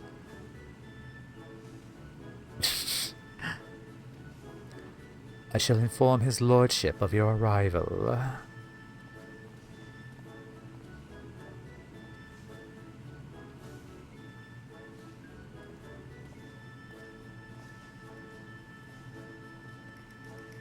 Timea, welcome, welcome. I do hope you are prepared for another spot of modest labor, for I am plucked with new weaponsmithing secret from the depths of my family's extraordinary heirloom. As for why Godbrand abandoned his cipher journals, 'twould seem he desired the greater security afforded by the relic's recording apparatus. That he so feared this knowledge falling into the wretched hands bespeaks the destructive potential of what we seek to recreate. Speaking of which, this stage of augmentation will require a fundamental alteration to the weaponry's design. Godbrand understood that individual welders have different needs and preferences, and thus conceived of a method to modify each armament's base qualities. Essential to the process is a new type of oil known as Maxalamanderville. By subtly adjusting the precise ratio of ingredients with its coating, we could influence the paths of ethereal conductivity as we see fit. More bloody oil. The oil chief's ingredient is, once again, derived from a meteorite, specifically an chondrite with amplifying properties. So many out-of-this-world materials, but 'tis unsurprising now that we know the alien origin of Godbrand's weaponsmithing techniques.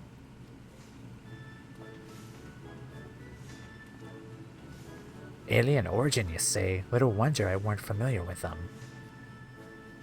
As has become customary, I should prepare the bulk of the necessary resources while you procure a supply of chondrites. Oh, aye, and a lovely bloody custom that is. Man of your means, I reckon you could buy a mountain of them space rocks as well. And I would gladly do so, except the merchant in question will accept not less than a specific type of toadstone in trade. As much as it pains me to impose upon Timea further, she is the best equipped to handle the onerous task. Yeah. Well, looks like I'm gonna have to do a couple of Eureka Bajra runs for Poetics. These improvements call for... I need some water, sorry. Just hydrate very quick.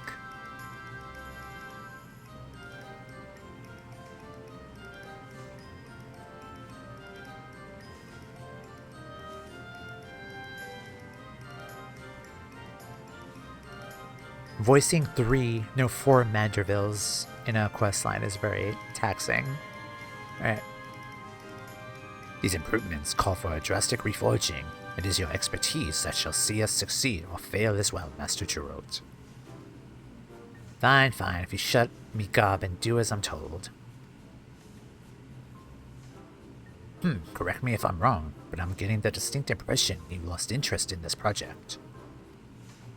You bloody think? Look, I took this job as to pay off me drunken debts. Now that I've managed that, I've got no desire to keep working for an underdressed, overprimed, pretentious arse. I see. Admittedly, even from the beginning, your distaste for me was rather poorly concealed. And I fear such festering antagonism will adversely affect our smithing endeavors. Uh-oh. Yes, let us resolve our differences over a flagon of flying spirits, or several as circumstances dictate, all at my expense, of course. This is a trap. Free liquor, is it? Then you best be bringing your biggest purse. Timea, you must join us. If you'd be so kind as to secure a table at the Mahane, I shall be along in short order.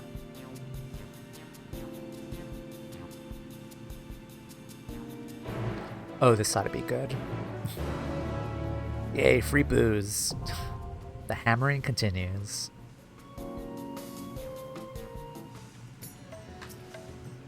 Ooh, the drinks are on old Gobbard. We're about to see just how deep his lordship's pockets really are. I feel like this is a trap. Like, Gobbard's gonna find some way to, like, put Geralt in debt. He did say they're on the house, though. Like, he was paying for it, though, but... Alright.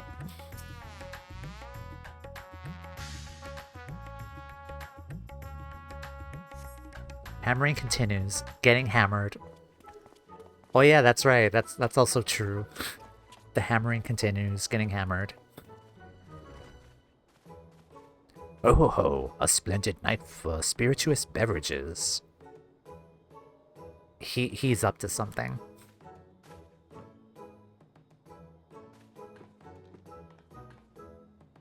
You're sure about this then, aren't you? I have a mighty thirst, and it'd not be slacked by the cheap stuff. What of you, Tamea? Will you be following in Master Gerald's fine example? Uh,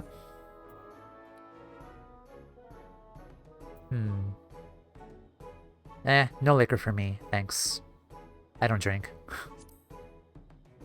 It's fine. No thank you. Very well, we shall order you a tasty alternative. Thank you, Godbert.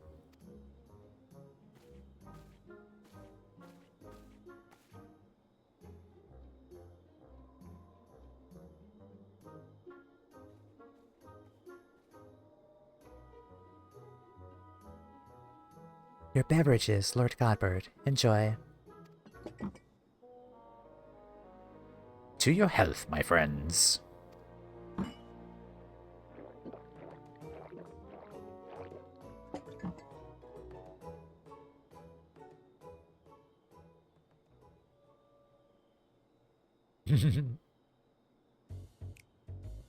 Right, no point beating around the bush. I hated your guts for a good long while now. Ah, so even my insights offend you, and why might that be? Cause for a proper artisan, devotion to your craft ought to be your #1 priority. But you're off founding a consortium, or building some fool's playground for fleecing the masses, yet you're a bloody merchant, that's what you are. You believe my devotion is insufficient then? Yet our works require not only the sweat of our brow, but capital to cover expenses, no? Thus, does not a steady revenue facilitate the creative process? In that respect, my business ventures have allowed me to indulge in goldsmithing projects I could never otherwise afforded.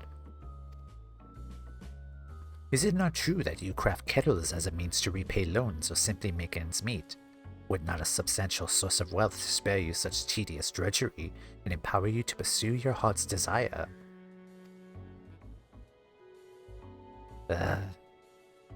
Booze. We're gonna need more booze over here. Got him.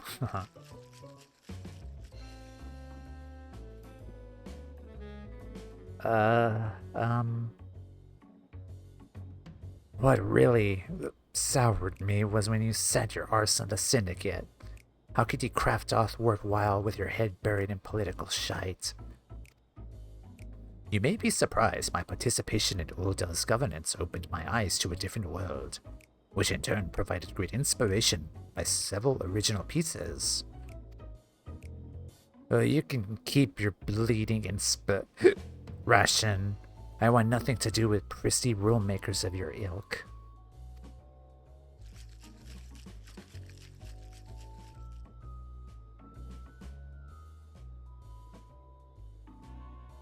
You and your bloody reasonable arguments. Damn, look at Godbird's side. Rich sods ain't got a clue what it's like for poor buggers like me. And what you got against wearing clothes any rude? We are more alike than you realize, Master Gerald, especially when it comes to the simplicity of our attire. Geralt is just so fucking plastered, and yet Godbird is still talking in complete competency. Like he's still saying full-on sentences. Like the alcohol is not affecting him at all. What does Geralt have against wearing shirts? Yeah.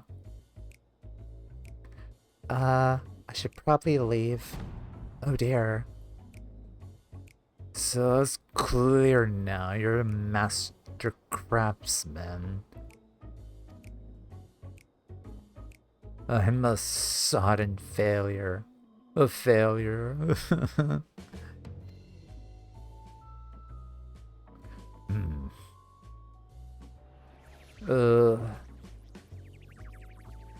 Oh no. Rowan, when did you, how did... Bugger it, I'm sorry, excuse for a Smitty, that's all that matters.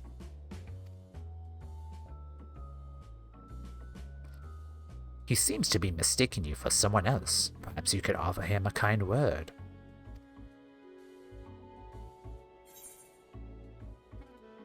Gerald, you're a sniveling disgrace to your profession. I'll be honest though, like, he's crafted so many weapons for me, like, nearly all of the anima relics, the Black Mage weapon that I got, the Ramaborn Black Mage weapon, two of them. One I destroyed, the other one that I use now in MSQ. We finished the Eureka weapon for the White Mage. I'm working on the Dancer weapon for Shadowbringers, and I'm working on the Scholar weapon for Endwalker. The man knows his stuff, at least. I'm gonna compliment him. Gerald, your craftsmanship is flawless. That means a lot coming from me. Me thanks.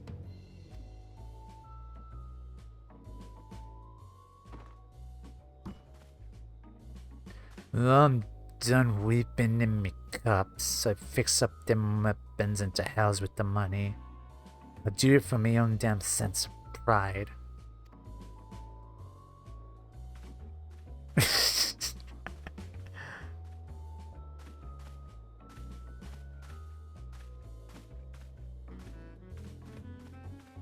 And yet Godbert is still unfazed.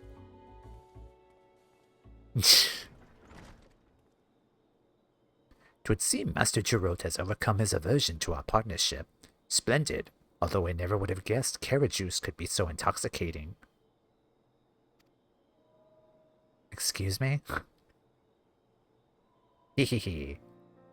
I was concerned for our good smith's health, you see, and had Melio switch his spirits to something less potent several rounds ago. The Mahanaim's liquors are sublime, but too much can wreak havoc on a man's constitution. Hey, Godbert's a bro.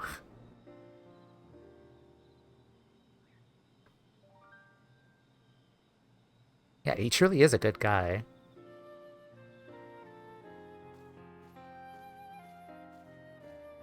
There was a time when I too devoted my every waking moment to my craft.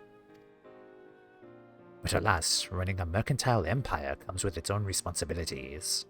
Monetary woes notwithstanding, I do envy Master Gerald his purity of purpose. You don't need pants to be a good guy. That's true, yes.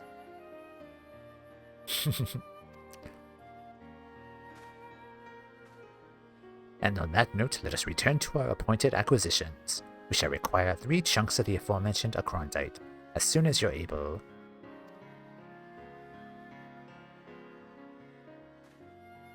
Sure.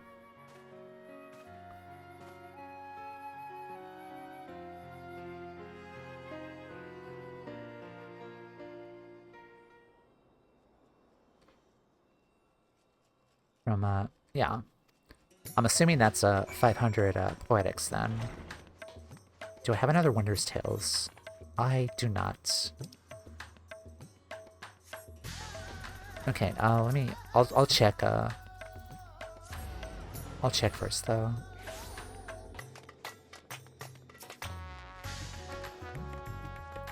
I might want to hold on to that as a quote. Now I'm having it on a shirt, might be taking it a bit too far though.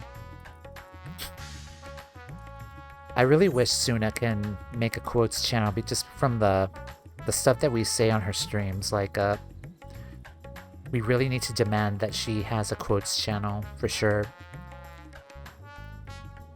But yeah, you could probably quote that in general, I guess, but...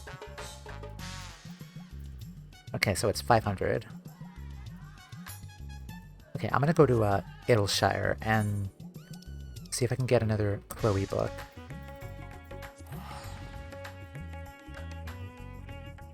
I don't think I got one for Tomea.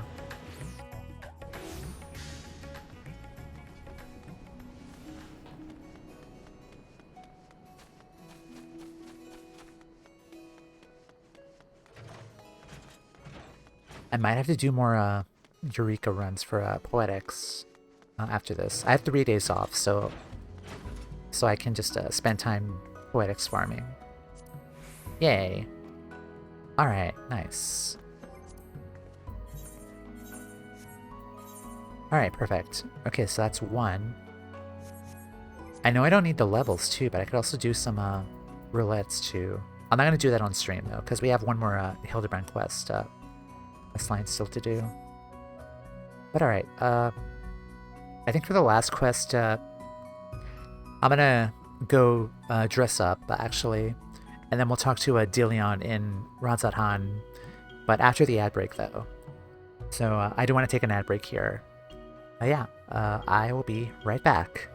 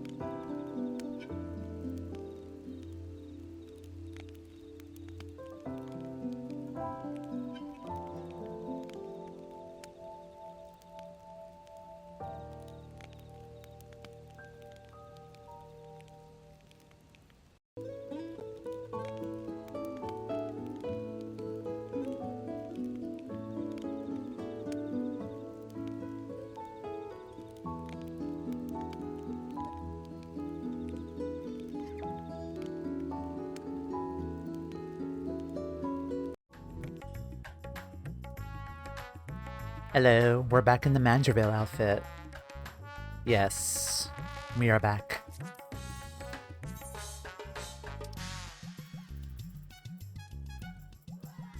Flex. Flex. Alright. Yeah, I figured we could start the last bits of these quests properly dressed up.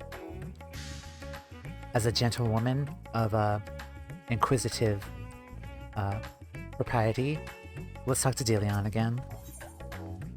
Of duplicity and duplication. Delion is ready to embark on his latest investigation.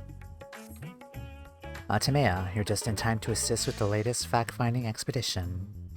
Our recent foray into Charlian revealed that Pupu's friend was in the company of a Hanish alchemist, yes? As such, I was inspired to do some preliminary legwork here in Thavnir. I contacted my usual sources of local sightings of alien phenomenon, but alas, they had none to share. I had thus switched tactics and decided to track down this alchemist fellow instead. Surely someone will have heard the tale of an apothecary bold enough to set up shop on a Garlean battlefield.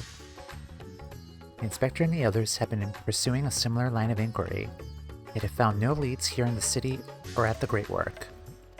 I believe they moved their investigation to Yilimad, so I suggest we hurry over and join them. Cannot have that little blue man muddying the waters while we're so close to grasping his master plan.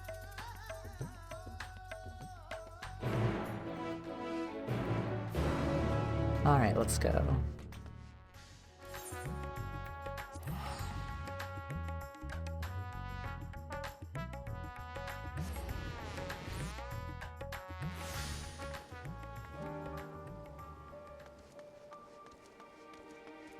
Brandyhild. This port town will be an excellent place to analyze global trading trends. Mr. Beaky, you can take 5 now. Thank you.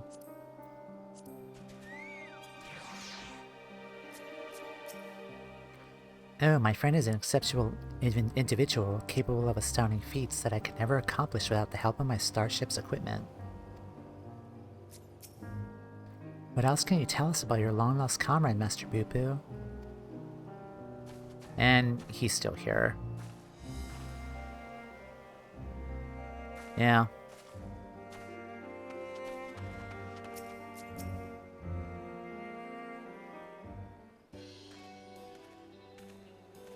Look at us, well dressed up. I see that the three of you are eager as ever to observe my inspectorial genius at work. Ah, the long-term fans are often the most ardent.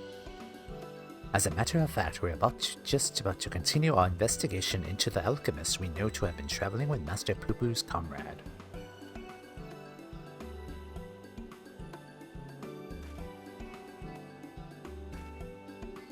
I mean to say that I'm merely following in the inspector's wake.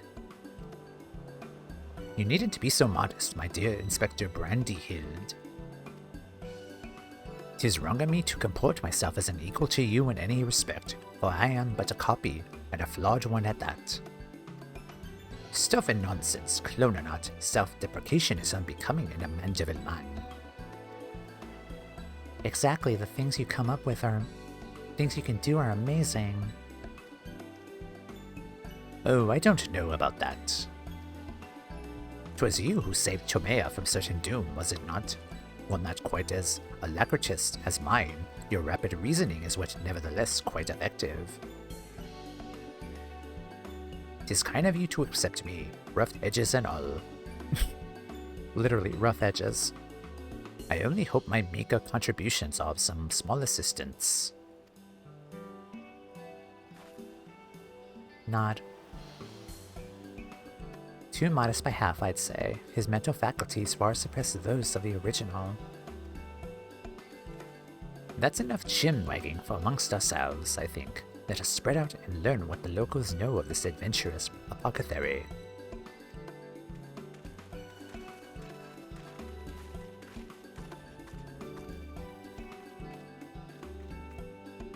I do like that at the end of like cutscenes we just see the Lalafell stalker just run away.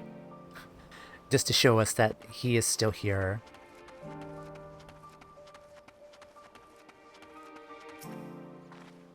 I'll fare your inquiries. If I may, are you perchance acquainted with any reckless alchemists? Oops. Inspector Brandyhild, a blocky man of quality.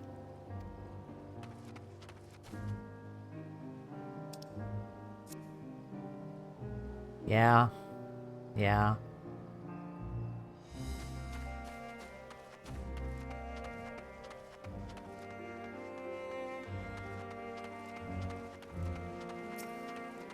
Really mad fisherman. Yes, I know the one of whom you speak. A fellow fisherman told me of a friend of his, an apothecary, who set off for war-torn Garlemald to sell his medicines. A reckless fool, if you ask me. I have no interest in the affairs of such men. But you do, I take it. If so, I suggest you head to Usakuyik and hear the tale for yourself. Look for a red-haired lad there gathering shellfish.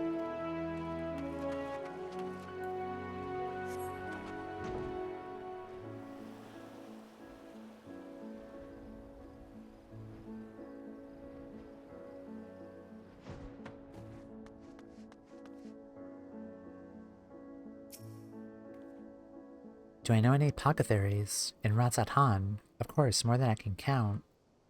I've not heard tell of anyone peddling such goods in the heart of the Empire. Seems like a terrible idea to me. What with the Civil War raging and the world almost ending. Situation's improved in recent days, but even so, the Radiant Host still has to provide security for cargo shipments. A lone merchant trading there alone? Impossible. Okay, last one. Oh, hi. Inspector Brandyhild is possessed of a brilliant mind. If he were willing to work for the Thabnerian Truth, I'd employ him in a heartbeat.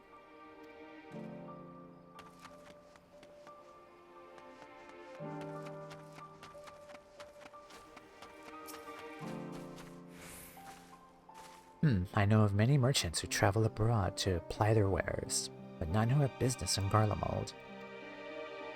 You'd have to be mad or desperate indeed to consider setting up shop in that troubled land. I mean, word is we signed some kind of trade agreement with the Garleans. It's still not the kind of place where one simply wanders in and opens a street stall.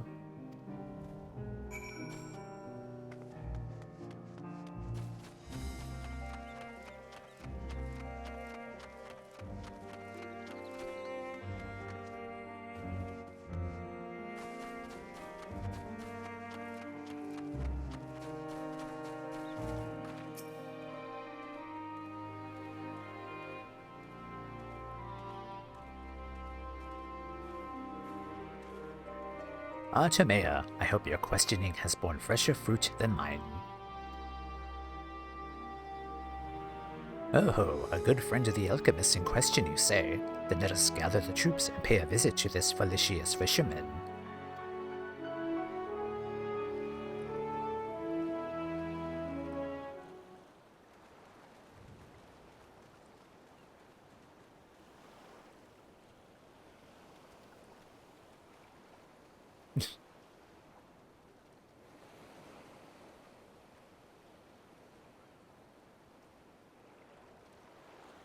The story of my apothecary friend, oh, you must mean Bahadasaf.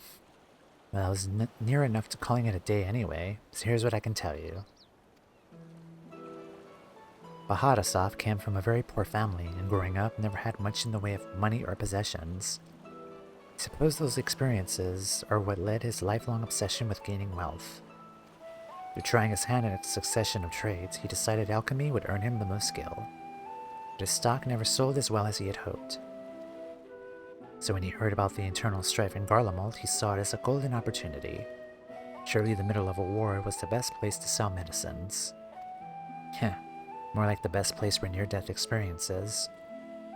He soon gave up in his Garlemald adventure. While one would have expected him to return lamenting his ill fortune, Bahadasaf was practically euphoric when I saw him again. God's given blessing he'd found in the snowfields had given him much cause to celebrate. He said he learned how to create gold. I must admit I laughed at first.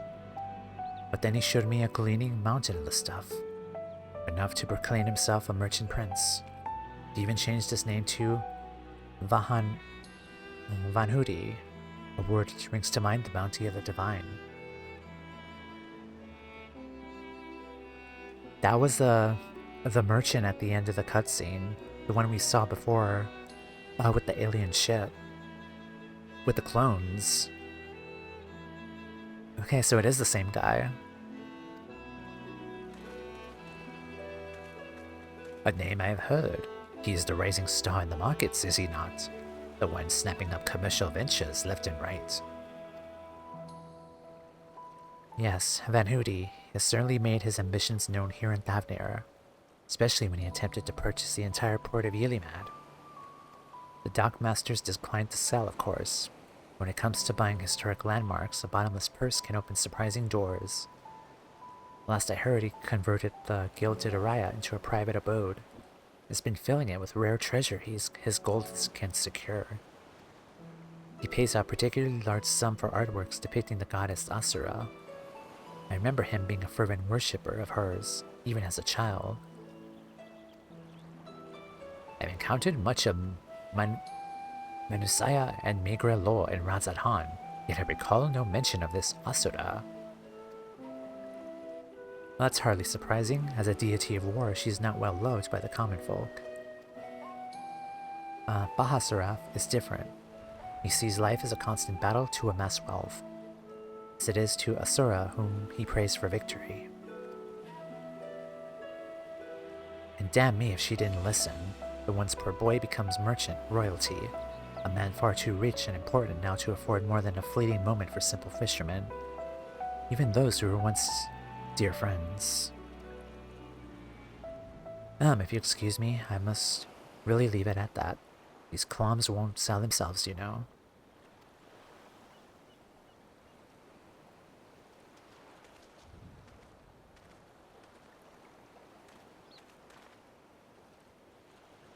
How about that, eh? All sought after apothecary and the upstart merchant prince were one and the same. Might we assume that the blessing he stumbled upon in Golemald was a certain alien craft and its occupant?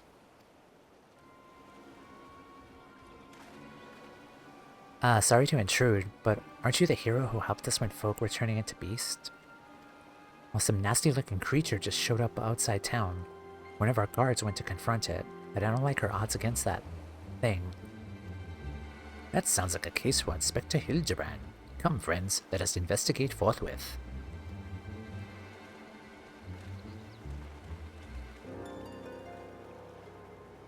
Yeah, at the end of every cutscene, the freaking Lalafell dude just runs off to join us. Oh my god. He's back. Thought you destroyed that monster. Flex. I have the situation under control, citizens. This individual bears a strong resemblance to a known fugitive, so I thought it prudent to investigate. Regrettably, he's proven far less than forthcoming with answers. How many times must we teach you this lesson? Screenshot. How many times must we teach you the same lessons, shiny skullmen? Meh, lesson, what are you on about? Supre Luge.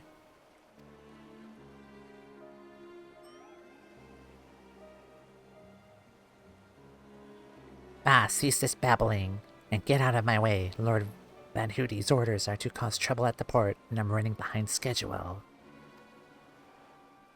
Van Hoody, the merchant who tried to buy Ylimad, so he put you up to this. Curses, how did you manage to deduce our dastardly plan? You just blurted it out. Silence! No one who learns of our scheme can be suffered to live. Prepare to be squashed, medicine worms. Oh god.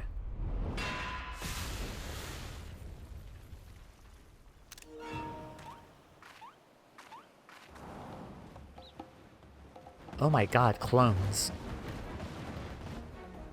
3 more sinister skullmen. Was the doctor a quadruplet?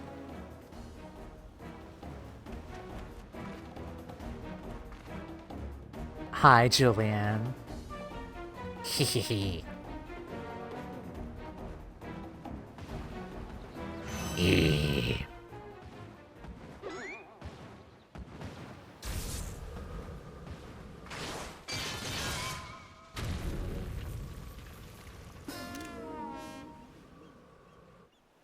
Mother?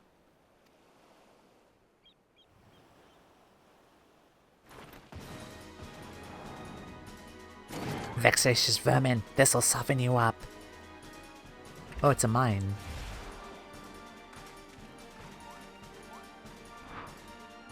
No, you don't.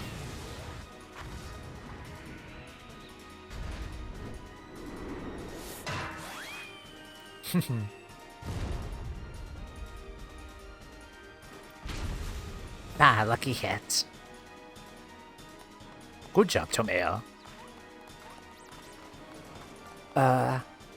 Nod.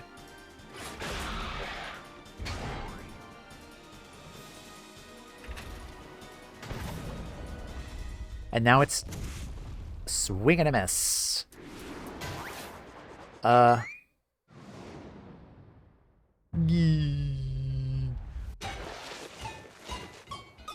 got it. Ugh. Now she just walks away.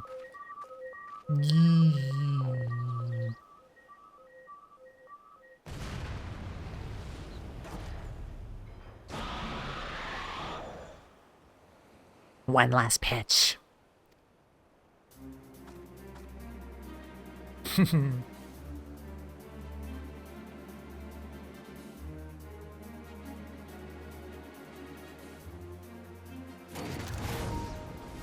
Okay, so last time we had basketball, now we have baseball.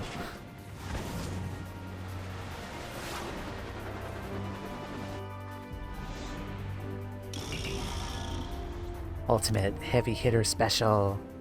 Unlimited.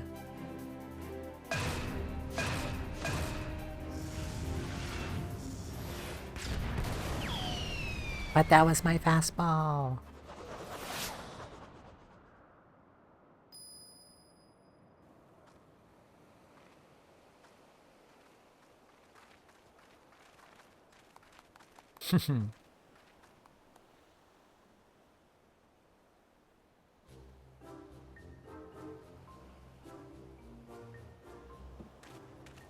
I've come to expect father's sudden appearances, but what brings you here, mother?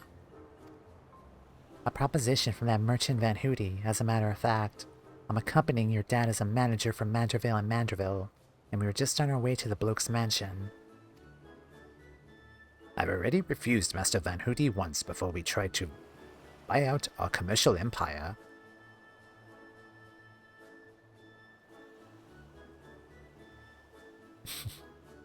This time, however, the deal concerns offloading a quantity of gold at wholesome prices. It is quite an attractive offer, considering fine jewelry is our stock in trade, and we thought to at least listen to his proposal.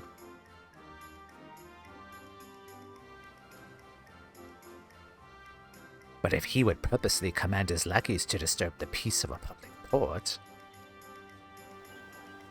We can't do business with a thug like that. Absolutely not. Where did all those lackeys come from in the first place? Is there a hulking weaponized brood manufactory around here somewhere?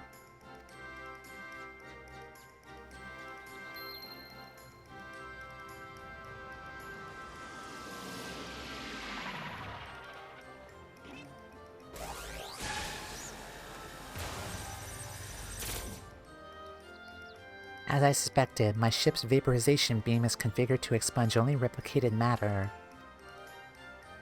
So you can copy inorganic materials as well. How interesting.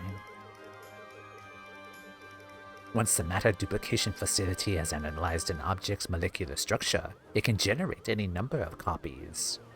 Yet it cannot create matter from nothing.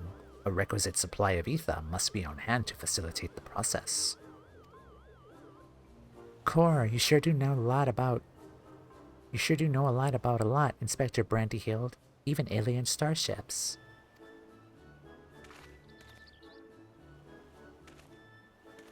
"'Tis no great achievement. As I've mentioned, the gaps in my knowledge were patched with data from the starship's own archives, which included the vessel's full schematics and functions."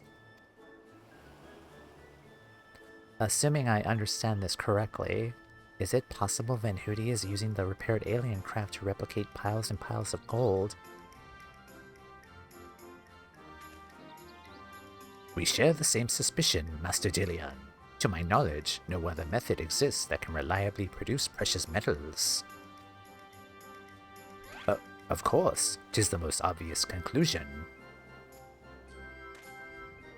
"That being the case, one might further assume that Van Hootie is either threatening or deceiving Master Pooh's comrade in order to gain access to the vessel's superior technology." "Our course of action is clear. We must march right up to this gold spawner's front door and demand the release of his extraterrestrial hostage."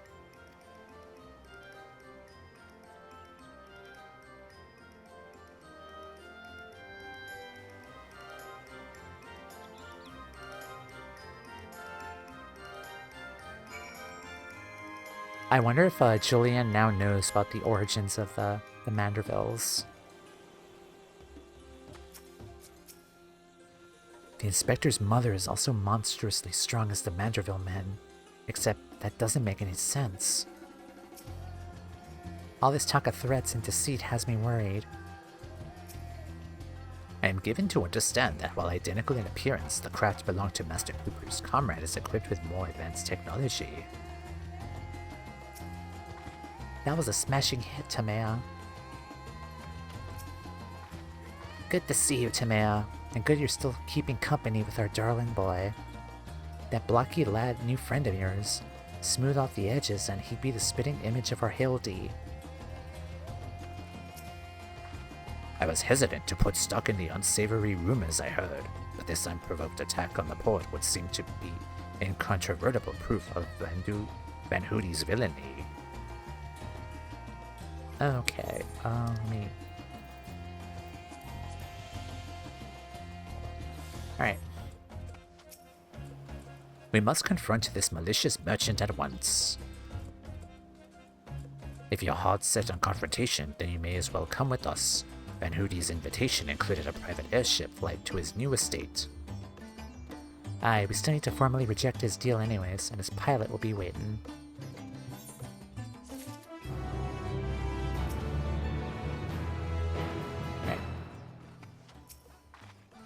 Let us take this Van Hootie to task and bring an end to this case once and for all. Gentleman at heart, Godbert is ready to lead you to Van Hootie's waiting pilot. Shall we be on our way? We're to meet Van Hootie's pilot atop the rise just south of the Kajaya footsteps.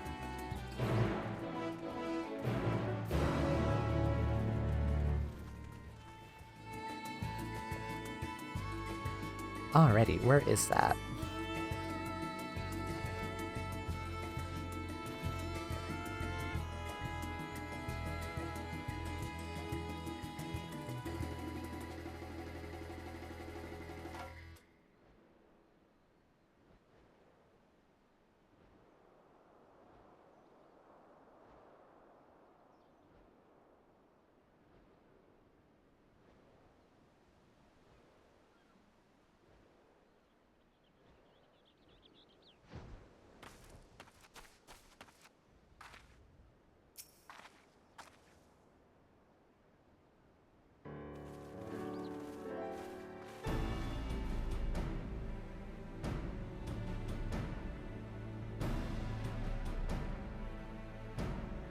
Ah, Lord Godbert, Lady Julian.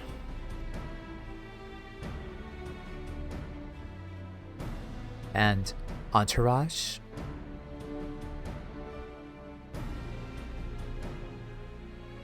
Yeah.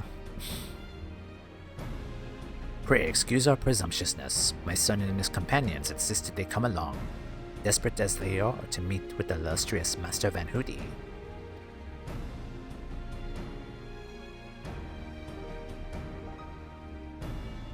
I see. One moment, if you please.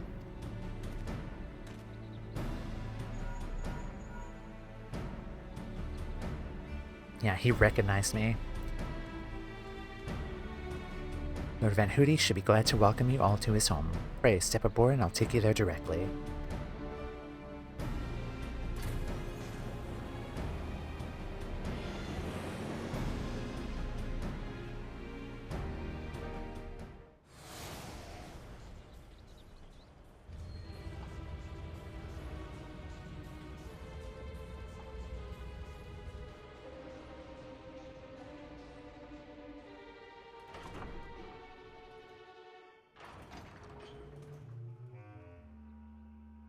Welcome, honored guests, to my humble abode. I trust the view is to your liking.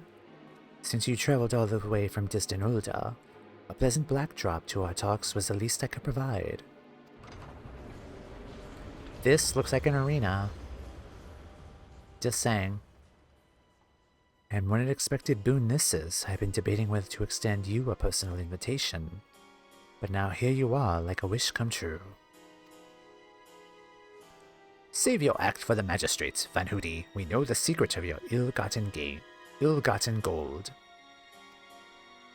You will cease this exploitation of alien technology and release your hostage into the care of Master Poo-Poo at once. Point. Unraveled to all my schemes, have you? Good. I needn't waste my breath on tedious explanations then. This Master Poo-Poo, I presume? I do have his fellow alien here with me, yes. Exploiting their technology, I freely admit to duplicating a quite frankly obscene amount of gold. But that was merely the beginning.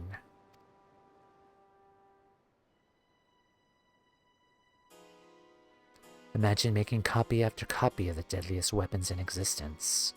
Would not the world itself be yours for the taking? Let's get straight to the point. I want you at my side. With the vaunted Warrior of Light as the template for my clone army, we would conquer this and every other land in creation. An army of Timaeus. That's not a bad idea, actually. I refuse. Categorically and empathetically. A pity, yet I anticipated you would prove an impediment to my ascension. Yet it seems the time has come to test Luke's ritual of manifestation. All was prepared long in advance of your coming. The tower not only holds mundane treasures, but also caches crystals.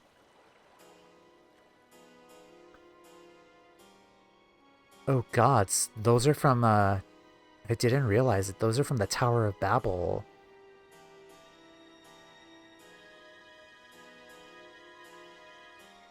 Were these imprisoned Garleans?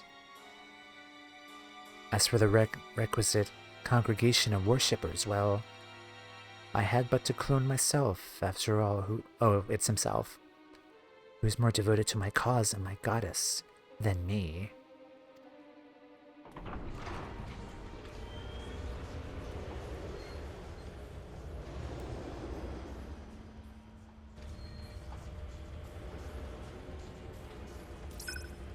Divine Asura, take up thy blades and wage war upon mine earthly rival.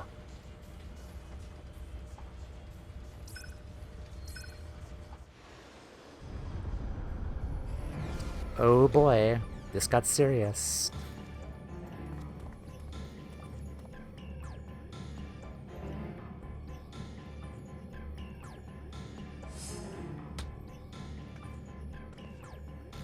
No, let me handle it. Nay, Hildibrand, against a primal we may be more hindrance than help. We dare not remain within its sphere of influence. Yee. Best of luck, my friend. I must make a gentlemanly withdrawal.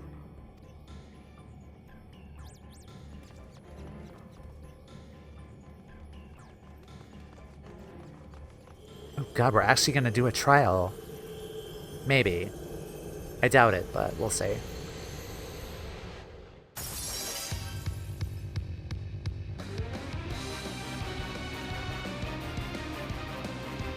Hello, Asura from FF4.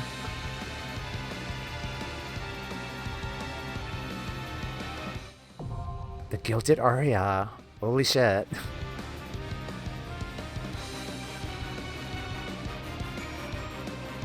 It's an actual trial. Holy shit.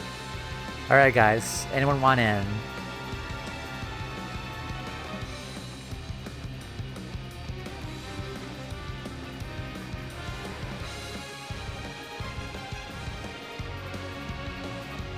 Alright, we'll check the queue time, and then if not, we'll make a party finder.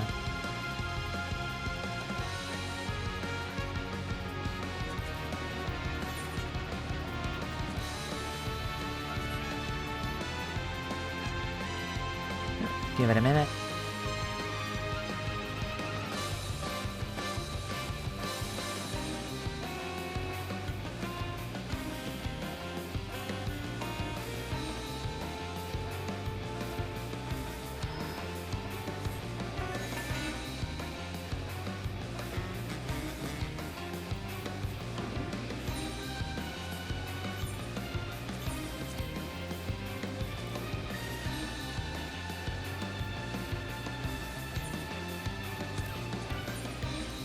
Alright. Let's do Duty Finder.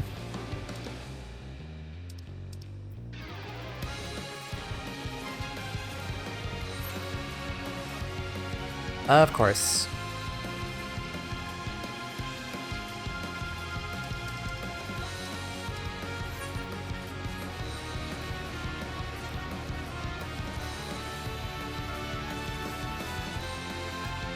Party members.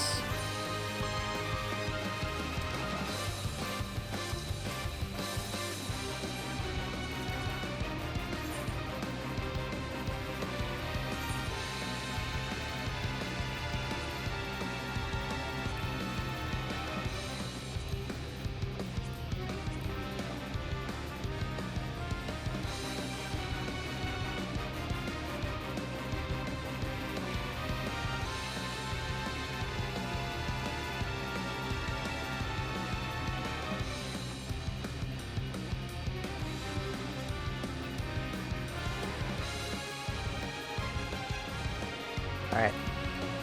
Party is formed.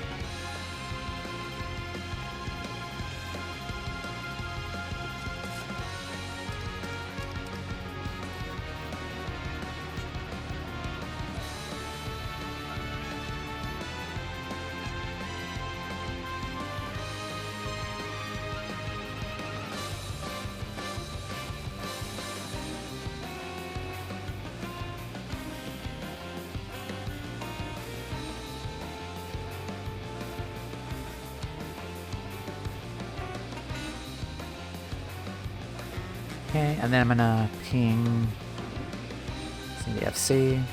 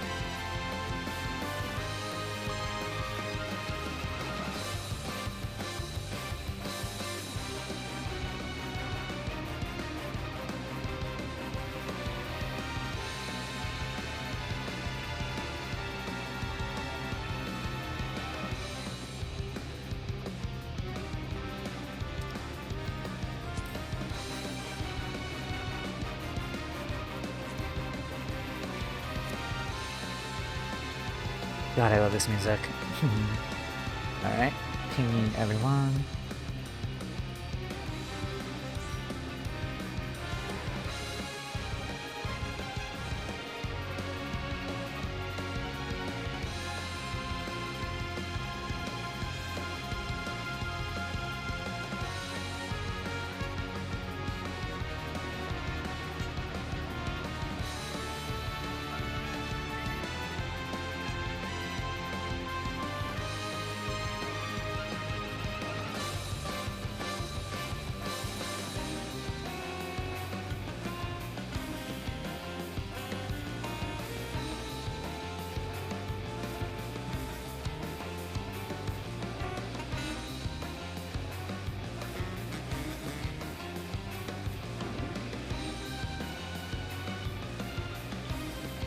Alright.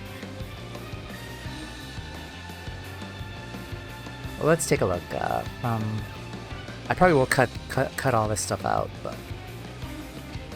which is fine.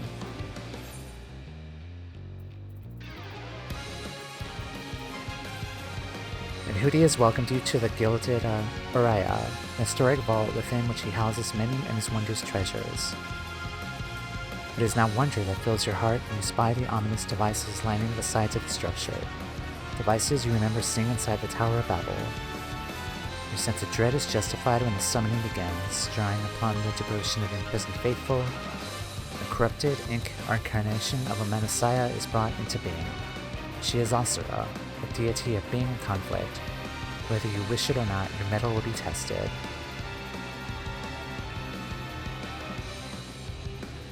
Alright.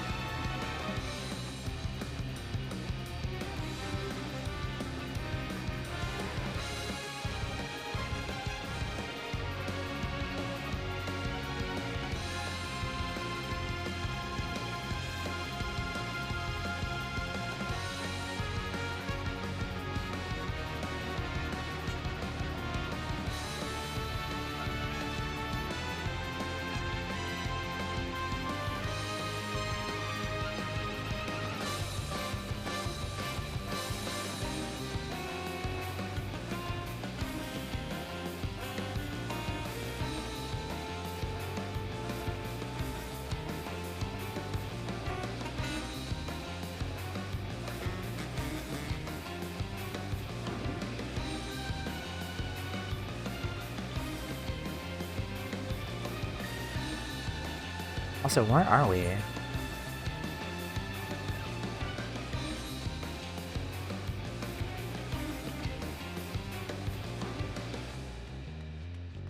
don't think I'm seeing where this is here on the map. It's probably in Thavnair, but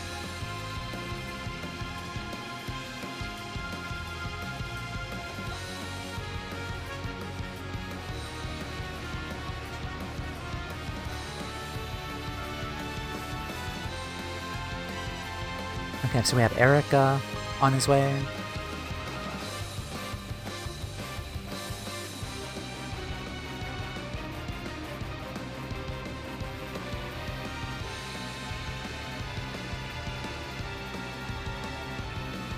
I'm just waiting on people.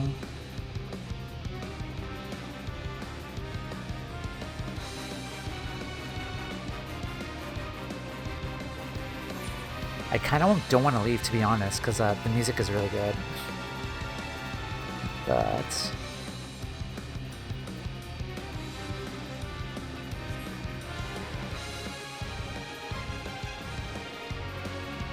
okay, let's exit. Perfumed Rise. It's probably a new instance area. Oh, poo-poo. Were you also forced to make a gentlemanly withdrawal should you need a means to return to Van Hootie's treasure tower? Okay. Yeah, that was so cool. Okay,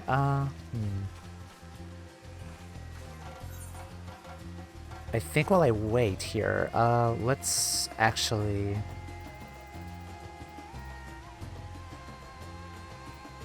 I want to go... We probably just do some fate farming while we wait for people. Just to give myself something to do, honestly. Okay,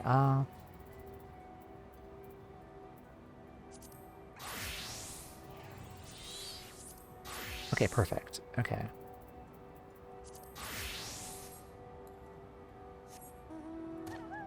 Yeah, I'm really excited. A new trial. I did not see it on the document. Alright, thank you.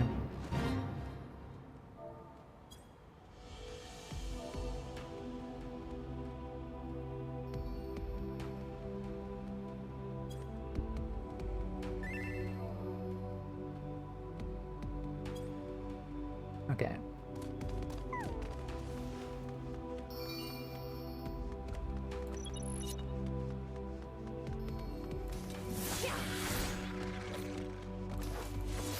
Hey Yolda, welcome in. Yeah, the Party Finder is open for the trial if you would like to join us.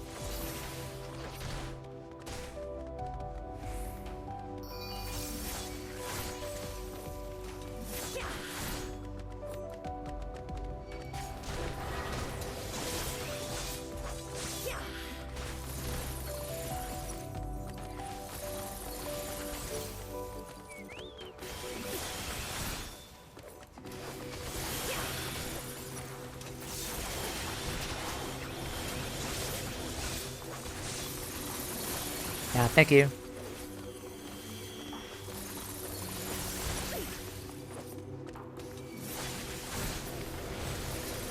Also, if need be, we can go to, we can go to Sarg, actually.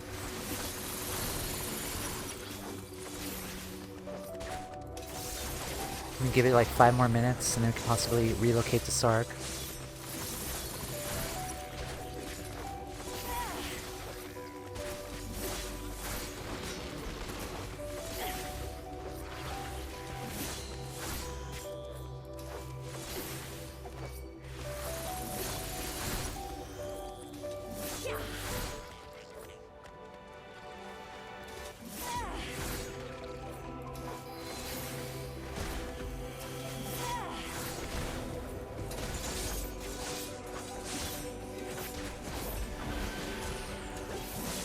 On my way. I don't recall that fight at all.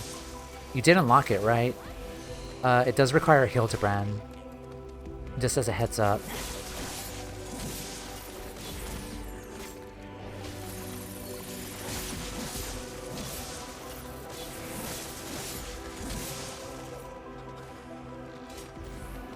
Oh, nice. Thank you.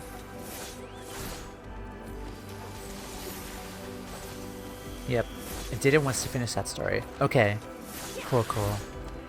Yeah, the Party Finder is up on Seraph.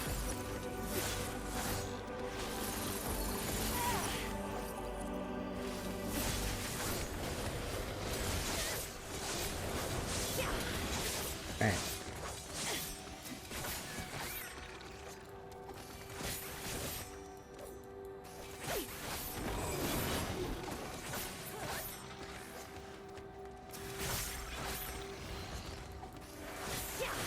Let's see, did Eric be able to log in? His launcher's still giving him problems. Very nice. Let's go here, I guess.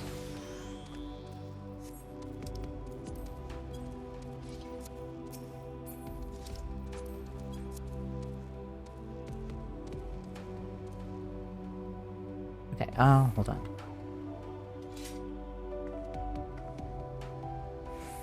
Currently waiting on people at the moment.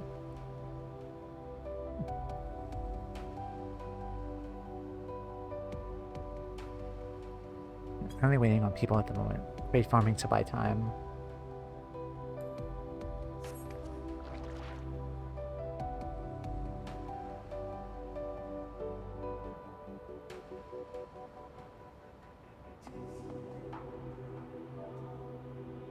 Yeah, maybe after like 5 minutes,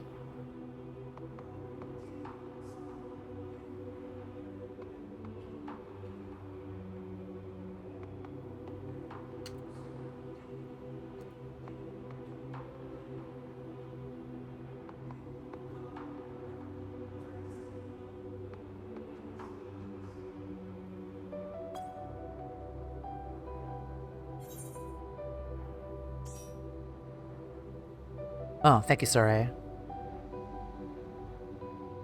Okay, so we have Turtle, and Eric, I think, is trying to log in.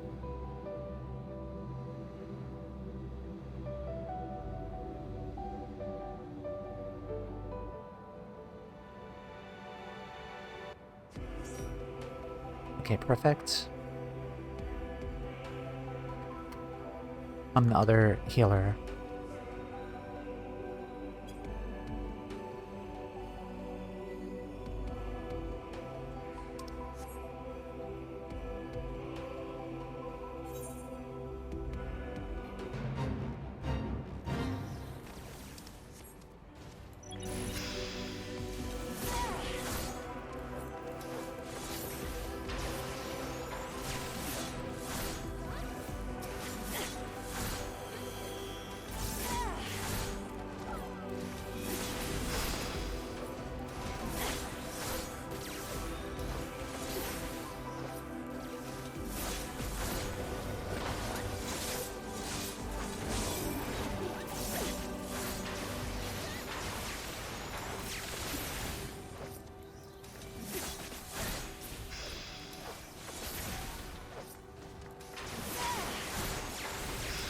Yeah, I'll be honest, I did not expect a trial here, but there was a trial in Stormblood and Realm Reborn.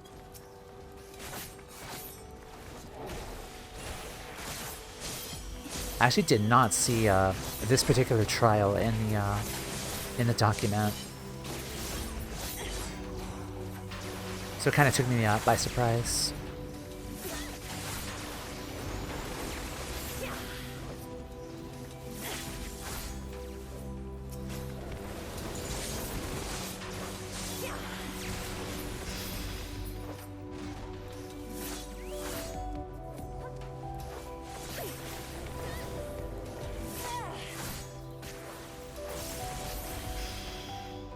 Okay, I'm gonna contact Discord.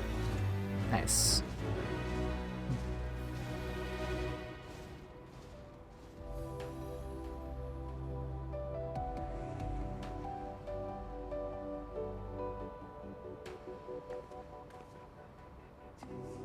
Okay, one last spot.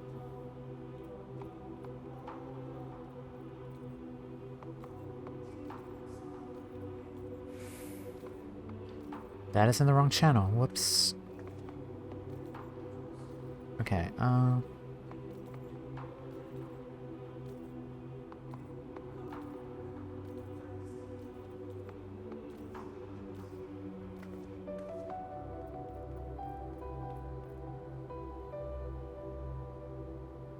okay, cool. Let's go right here.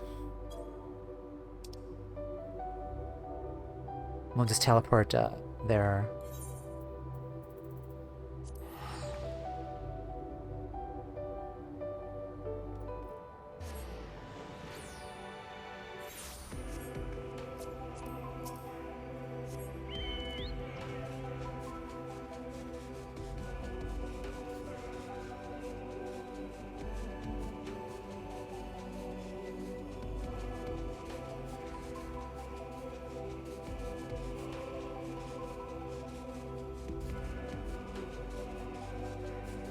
Okay, once Eric gets in, we can. There will be one spot left if anyone is interested. Otherwise, we'll try and queue in normally then.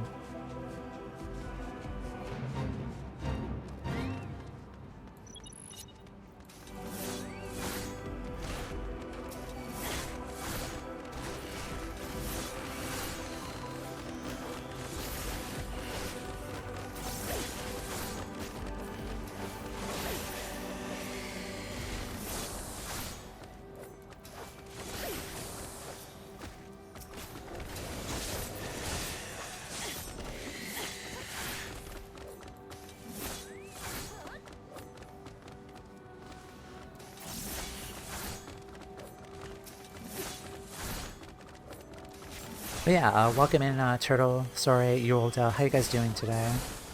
Happy Thursday.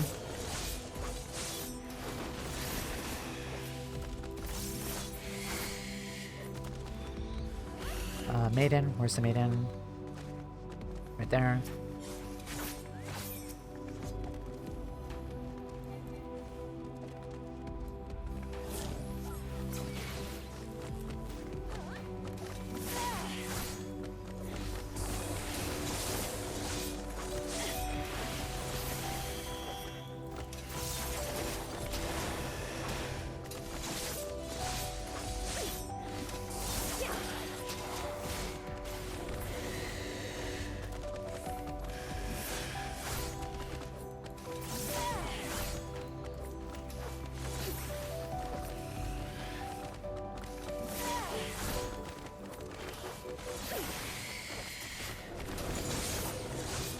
Yeah, I remember doing some fade farming here in this area with another friend of mine.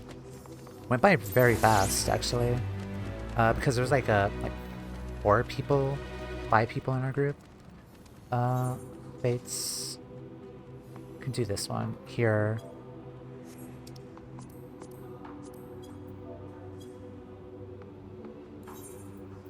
Best ways.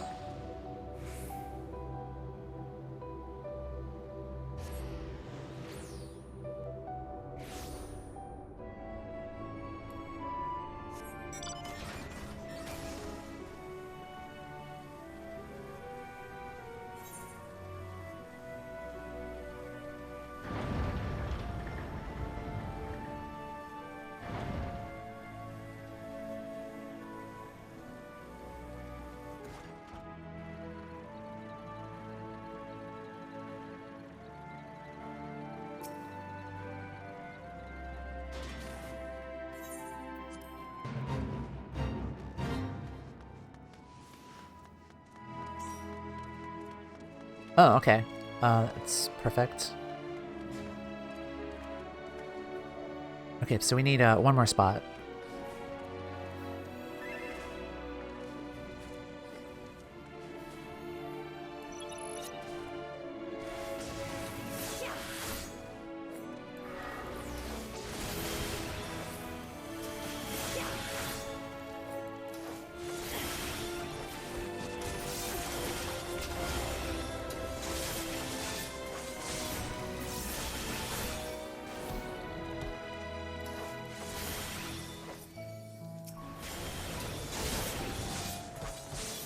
Okay.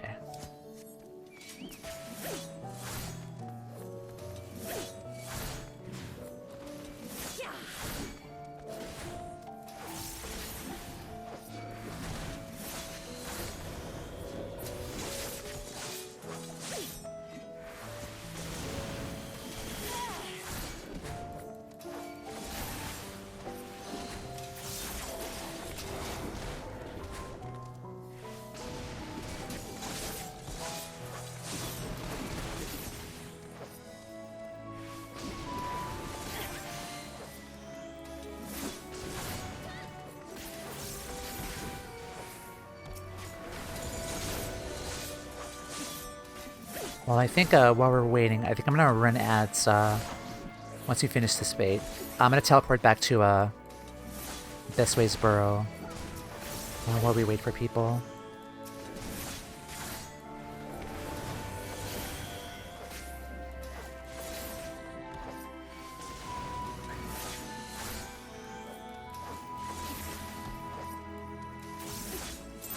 Alright, nice. Alright, let's head back. Or, hold on. Best Ways. I'm lazy, I'm gonna teleport.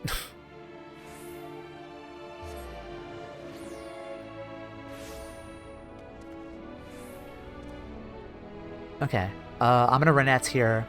If we do get the last person, then we'll queue in afterwards, but I'll be right back.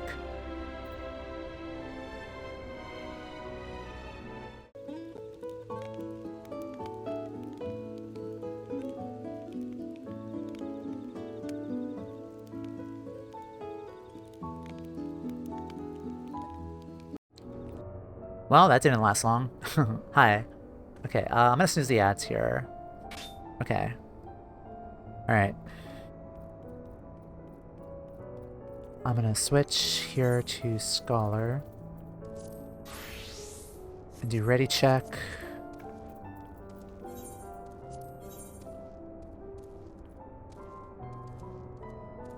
Also, if you guys would like, could do a picture at the end.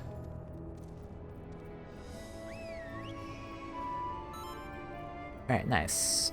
Okay, so I am going to... We're going to do a minimum eye level, no echo. Mine.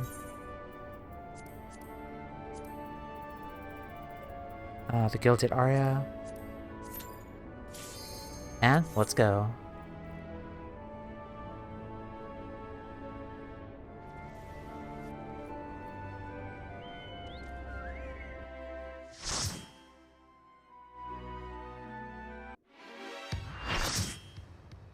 Awesome. Hehe. Also, thank you guys again for joining.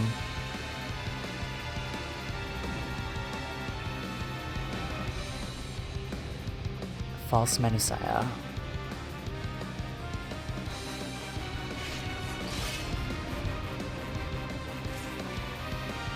Alright. Countdown.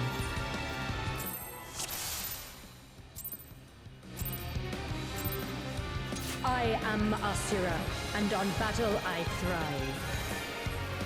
Have you the courage and strength to face me?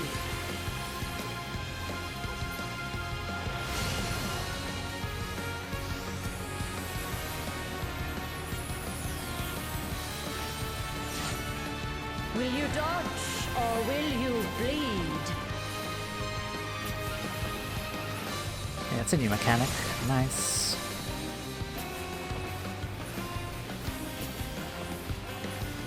The frail shall fall.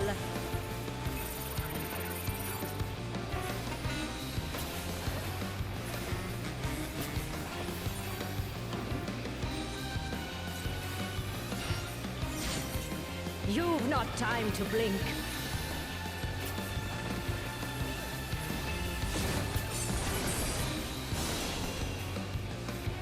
Alright, nice.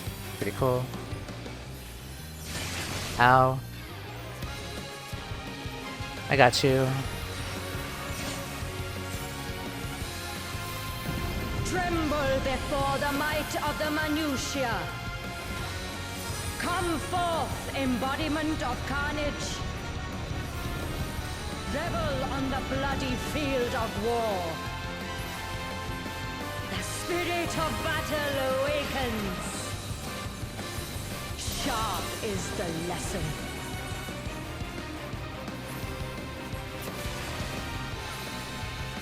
The weak shall perish.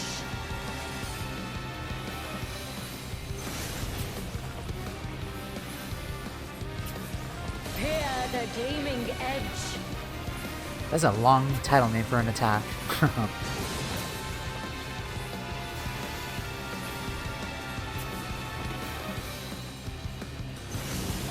Whoops. Unmerciful light shine upon you.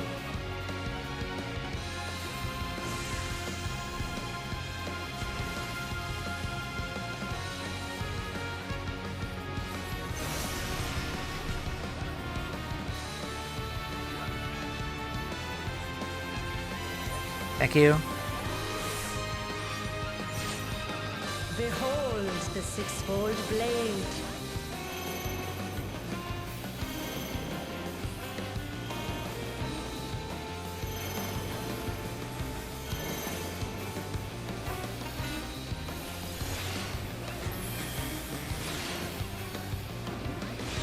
Ooh. I noticed that there are memory mechanics here lately with these recent duties here. Thank you. Glory be my strength.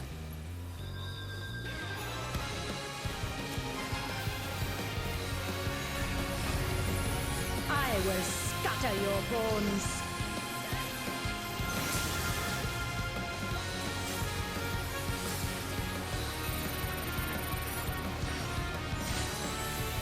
Show me your steel.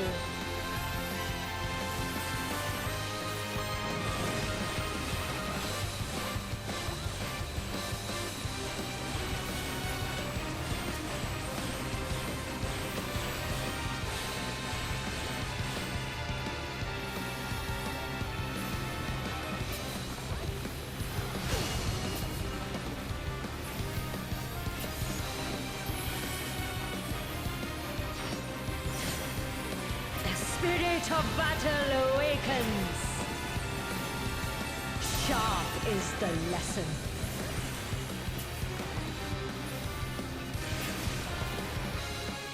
Show me your steel.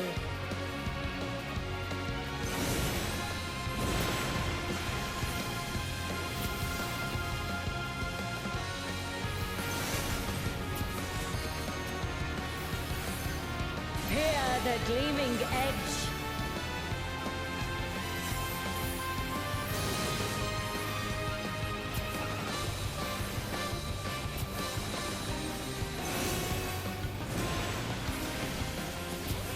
Alright.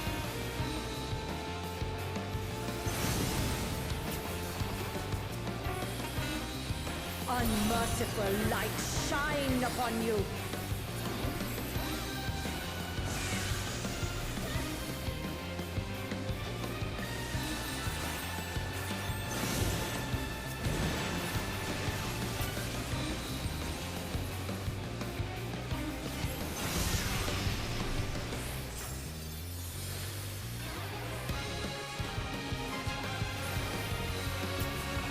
I'm just vibing to the music. It's so fun. Behold the six-fold blade. Okay, left, up, down, left. Left, up, down, left, up.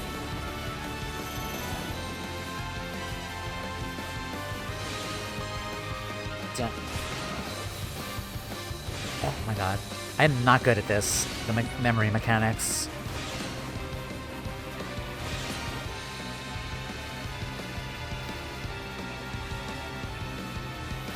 Thank you. The face of battle is ever changing. Joyful is your downfall.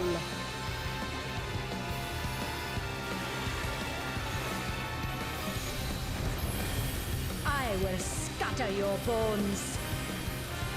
Also, I think this is Fort Dola's voice actress. Sounds like her.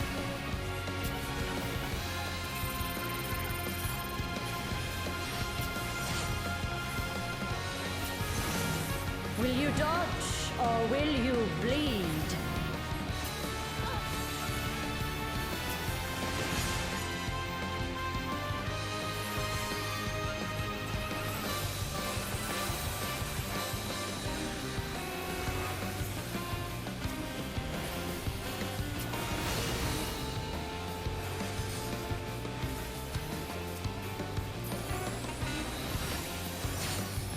You've not time to blink.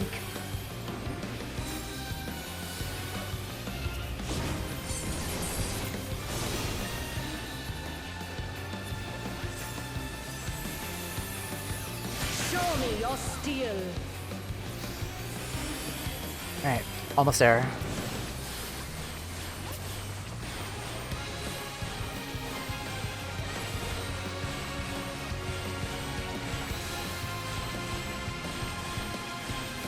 The frail shall fall.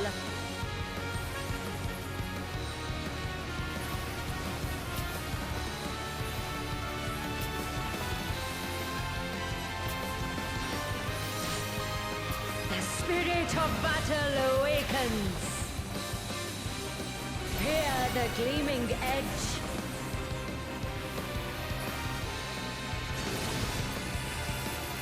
Show me your steel. Okay,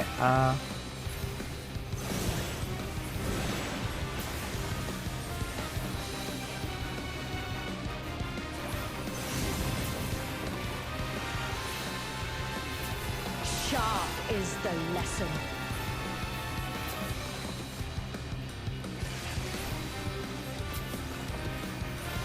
yeah, if you like to take a picture after, feel free to hang around. I will be saying goodbye to the other party members.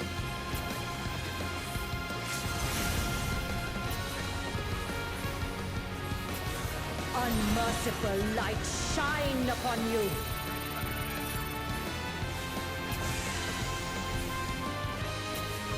Alright, GG.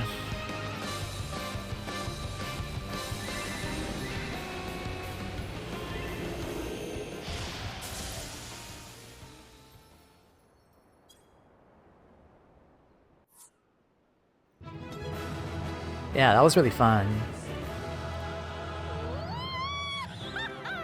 Wee haha. Alright.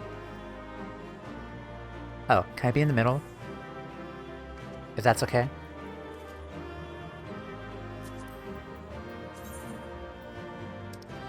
Oh. Yeah, thank you. Celine. Wait, target my fairy. Away. Right, and then I'm gonna do a different pose here. Alright, perfect. Yeah, thank you guys so much for that. That was a lot of fun. Yeah, I did not expect a trial for that.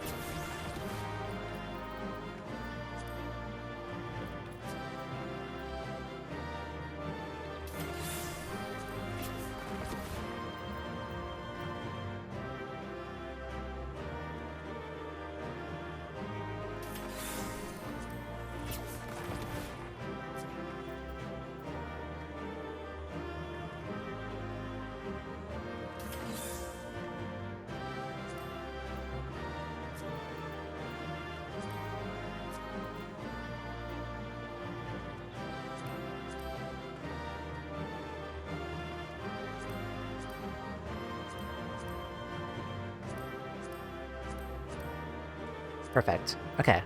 And then let's hide the portal behind us.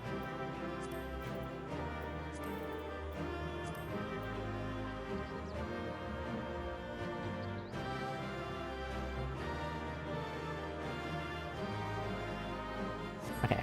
Awesome. Alright. Thank you guys. Yeah, feel free to leave party after this. Sorry, I was not ready. Hello. You're fine, Allie. Okay. I will take a break here, actually, and run the ads, because I did have to snooze all my ads. But, yeah, you guys are free to head out and leave party. But thank you guys so much. Ran this on day 1. After a few mechanics, everyone but me and the 2 tanks died. The people on the floor said they wanted to watch us go as far as we could, so the 3 of us cleared it. Nice. Nice, nice. Alright. Yeah. I'll be right back.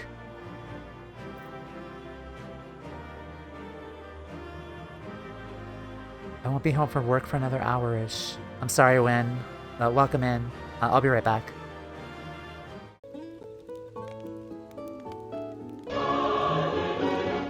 Stumped heart.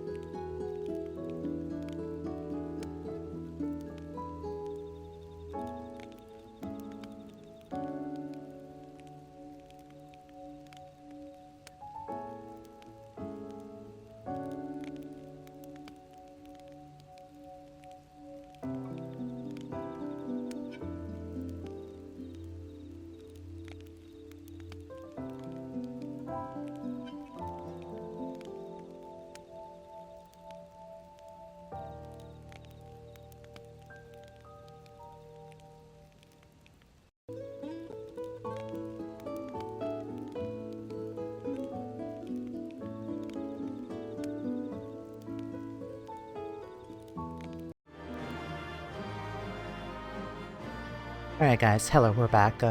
Win, thank you again for the tier 1 sub. Thank you guys, thank you so much. Welcome in. Let's see, go back. You're not ready? Perfectly fine. I won't be home for another hour.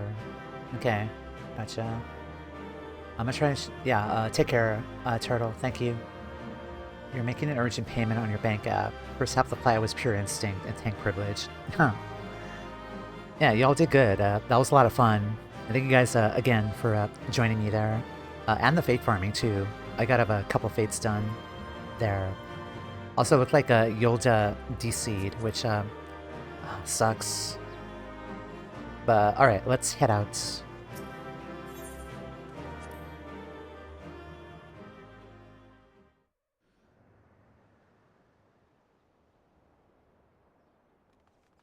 Good show, Tamea. 'Twould seem you thoroughly trounced that pesky primal.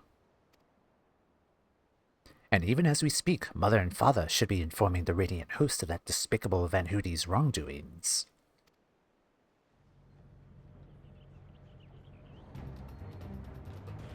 I get the feeling he's not done yet. The Divine Asura defeated. Turn the wheel, we flee for now.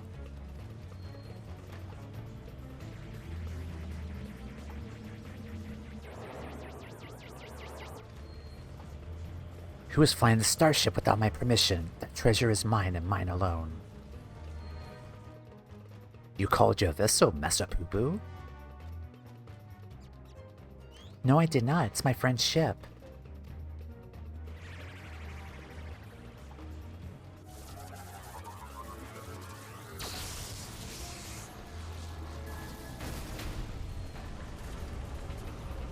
Well, bye.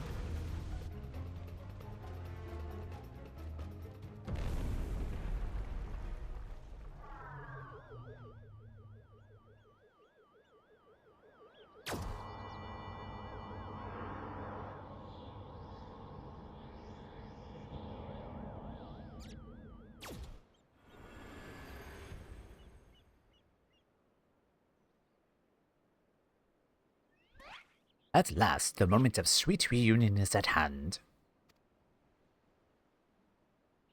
I am so relieved to see you safe. Likewise, my friend. But why did you open fire on the airship? Didn't that man help you after your crash? He did at first. He pulled me from the wreckage and saw to it that my vessel was repaired. So in return I replicated whatever trinket he desired and taught him the basics of starship technology, but that resulted to be a terrible error in judgment. When I was infected by one of the star's unique pathogens, he took advantage of my weakened state. He seized my ship, flew me out to the jungle, and left me there. Oh my god. That's horrible. Slowly, agonizingly, I was able to synthesize a cure for my affliction, and then I came back to reclaim my property. This experience has led me to conclude that the dominant settlement life forms here are dull-witted, cruel, and entirely unsuited to peaceful cohabitation. We must launch a full-scale invasion. It's the only way to guarantee our survival. Calm down, Marvin, okay? No, they are not like that. These ones have been nothing but kind to me. Oh yes, they're all smiles until they laser you in the back. We have to strike first before they show their true colors.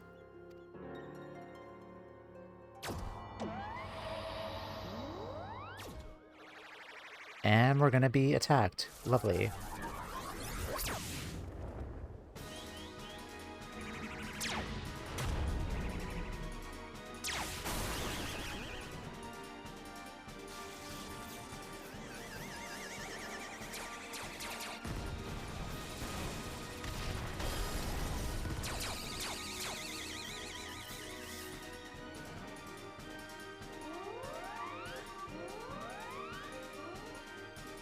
The ship's reactor core has been breached. If it explodes, everyone in the vicinity will be atomized. And we're all in the vicinity.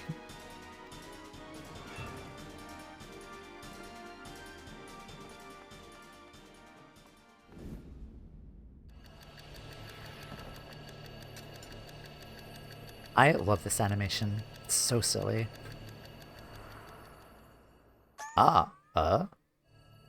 Think, damn it, think. If I am to stop the explosion, I need to traverse the considerable distance to the starship, but I can conceive of no logical solution.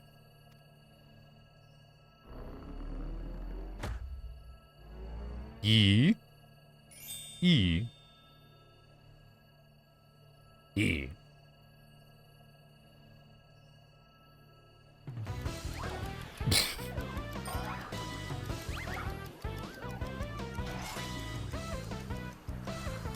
Ah.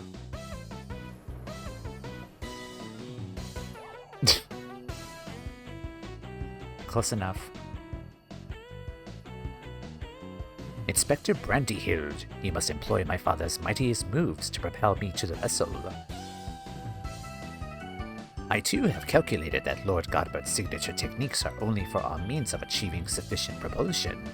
Yet there is a flaw in your proposal.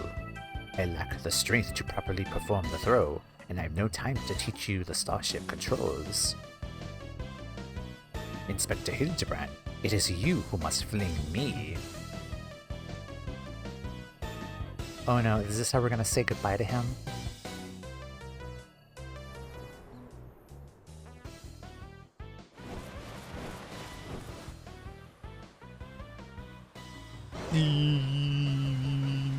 Skyward as only a Mandeville can.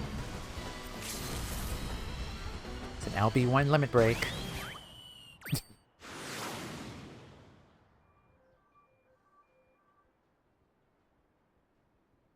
I, lost my grip.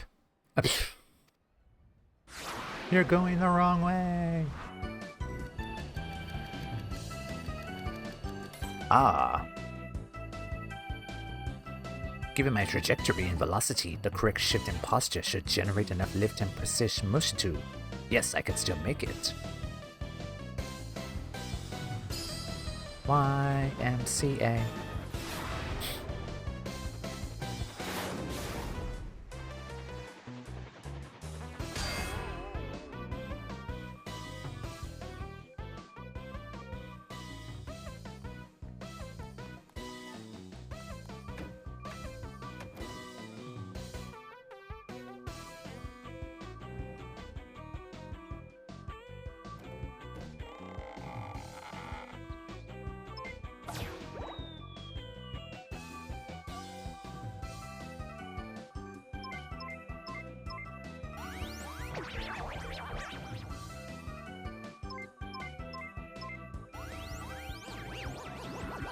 Oops.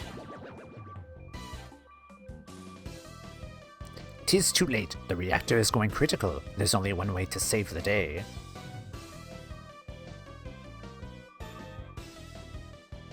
We're still in the vicinity. Yeah, I had a feeling.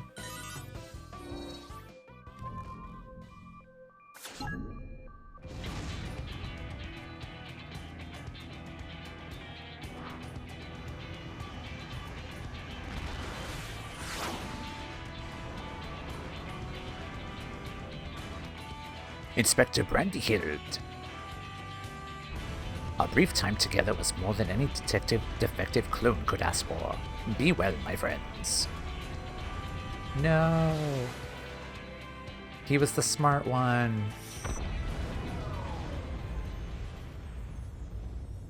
Ah, that's sad.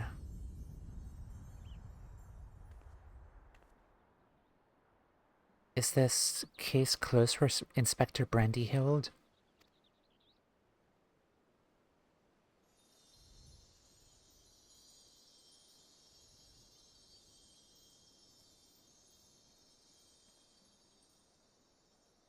Nay, my loyal assistant. As a chip off the old gentleman, our dear Brandyhild has surely survived to tell the tale.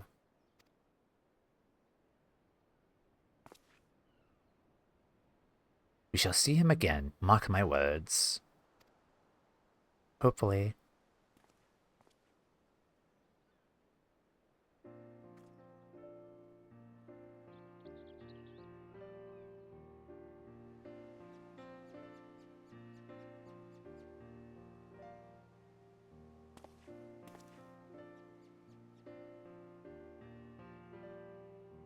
You rescued me, even though I tried to incinerate you with the high-intensity plasma blasts.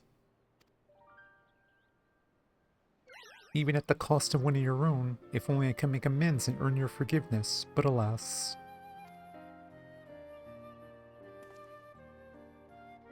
There's naught for you to forgive. With his blocky constitution, Inspector Brandyhill will be just fine, I assure you. As a friend of Master Poo-Poo, you are a friend of ours, and what are a few minor plasma burns among friends, eh? 'Tis a flesh wound. Our home planet, it was lost to the phenomenon you call the final days. We survived only because we were away exploring the cosmos at the time. Our explorations, which had heretofore served no purpose but curiosity, shifted to a search for safe haven. We visited countless stars, but all had succumbed to the same insidious ruin as our own.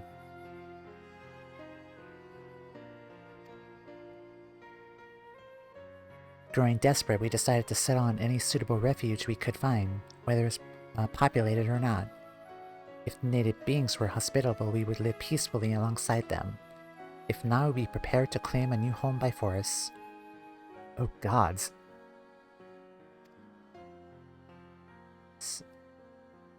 So it was that I arrived at your miraculous planet. Lulled by the apparent absence of metaphysical chaos, I blundered into a mundane war zone where I was promptly shot out of the sky. The rest you already know, having fallen... Oh, poo-poo. The rest you already know. Having fallen behind during our search, I hurried here with my communications, received no answer. That was when I met you, Inspector Hildibrand. Those touched by despair of the final days are reduced to beasts. Given our savage willingness to invade your star, it would seem that in a sense we also fell prey to that despair after all. Fortunately, my encounter with you generous people brought me to my senses, an outcome for which I'm profoundly grateful.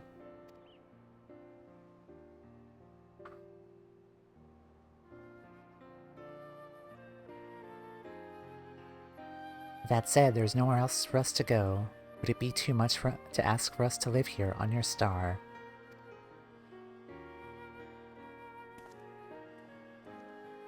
Well, of course, you may stay.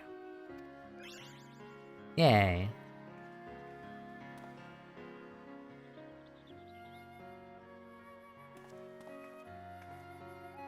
As I suspect you'll be wishing to repair your damaged vessel.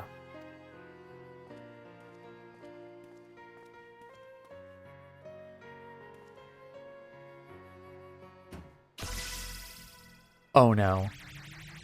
Is this the moment he's gonna... Yeah. No, Mummy! Yeah, he's gonna... Mummy! I was waiting for it. Like, there was gonna be the moment where he was gonna blast off again into the next expansion. Oh, Inspector, not again. Wait for me. Yeah, I saw that your internet died. I'm so sorry about that, but welcome back. Oh ho, never a dull moment around our Hildibrand. At least we needn't worry if the ship crashes, not with an impervious Mandervillian on board. I am still honestly mind-fucked at the thought of the Mandervilles being aliens. And they still have not addressed the fact about Julian. Like, why is she so strong?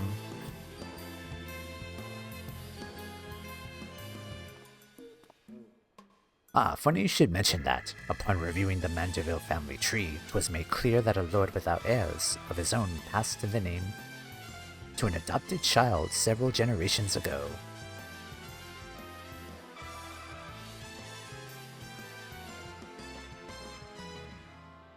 Oh.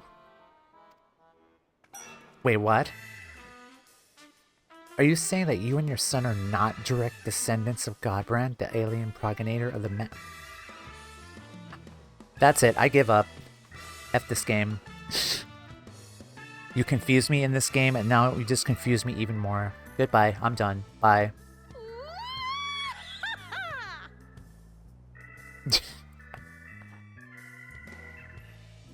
So all of that, they just retconned that.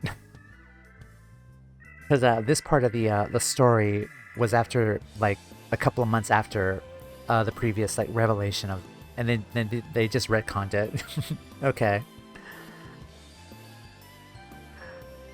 Are you saying you and your son are not direct descendants of Godbrand, the alien progenitor of the Manderville line? Then how do you explain your unnatural sturdiness?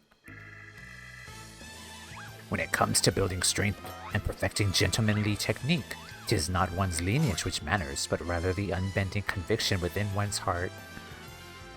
Though Godbrand's bloodline be broken, House Manderville shall live on through us. Okay, so they're just freaks. They're just super humans. If the big-oggled boy can't swallow that explanation, I've also heard talk of some unseen holy power driven by... Feeling... Okay. Dynamis. Okay. Just say Dynamis. I've also heard talk of some unforeseen power driven by feelings and emotions. Could be that you and Hildy tapped into that cosmic essence. Okay, they're just tying it back into Dynamis. That makes probably far more sense then. Oh, if that's the case, then you must be positively swimming in it, my dear.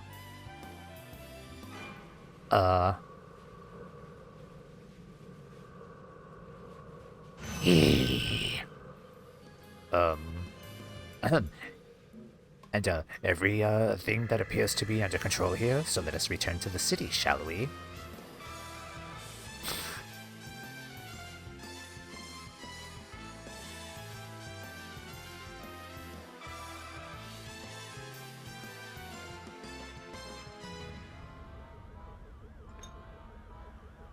Sip. Once more do I find myself hurtling at superlative speeds towards an unknown destination. Another day, another thrilling case for Hildibrand, Agent of Inquiry, Inspector Extraordinaire.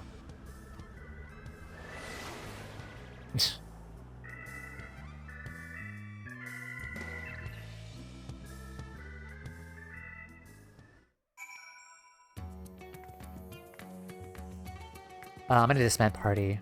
Thank you, Yoda.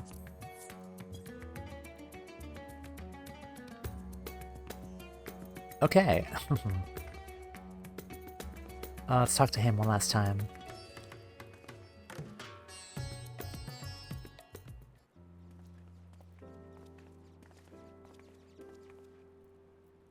Thanks to an enlightening conversation with Master Poo-Poo on the way back, I believe I have the answers required to proceed with our weaponsmithing project. You needn't neglect your other commitments, of course, but I would welcome your continued cooperation. And with that, I bid you good day. Thank you all for looking after our beloved son. I'm sure him and the blocky lad will be back for more cases before you know it.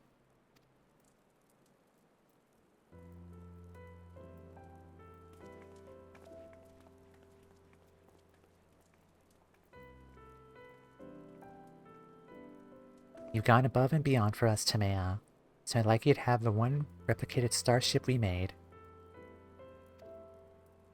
Is it a minion? Doesn't have the duplication facility or other such technology on board, but it will carry you through the skies. Use this key. It's a mount. Hello? As for the two of us, we decided to get to know our new home better by embarking on a journey of exploration. And so this is where we must stay our farewells. Thank you for everything. We are fortunate indeed to have met you. Bye.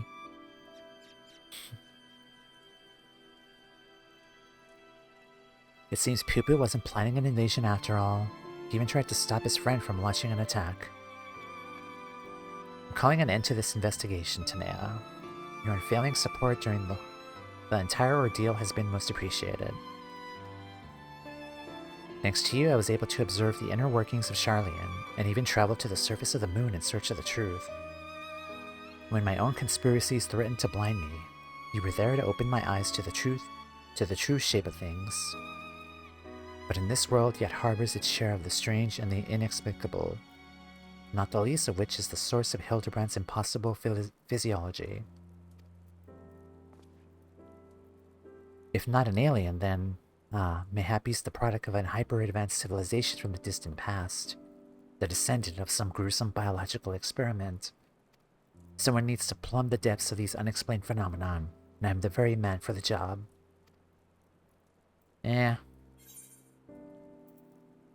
A thin rectangular piece of some unknown material, placing it near your UFO, magically bringing the starship to life. A gentleman to walk with me.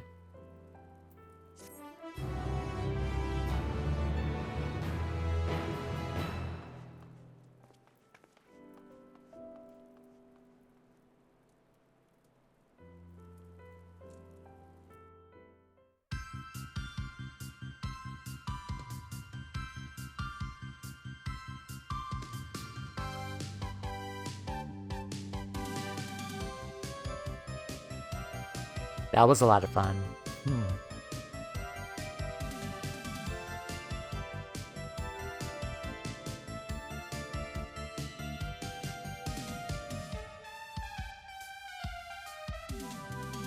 Oh my god, the Senior.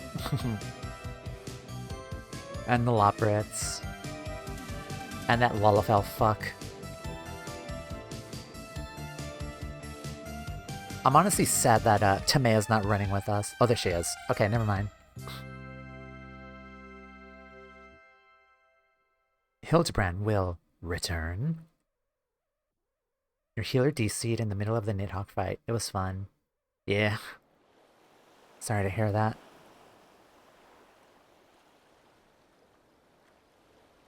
Oh my god, this guy.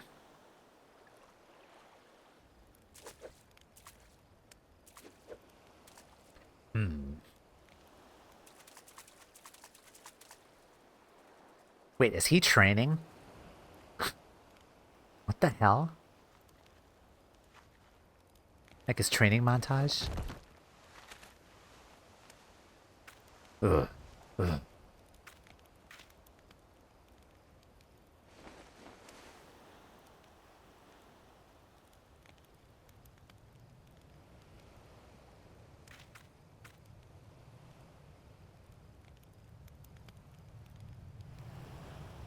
Huh?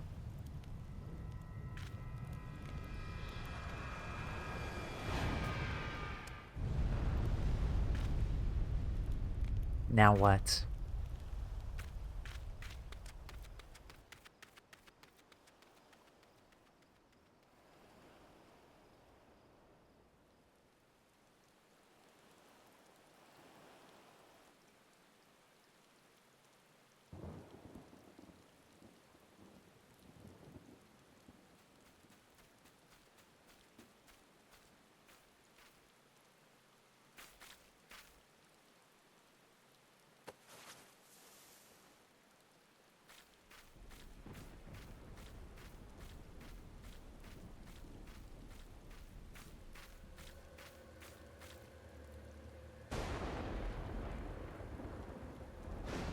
Oh, there he is.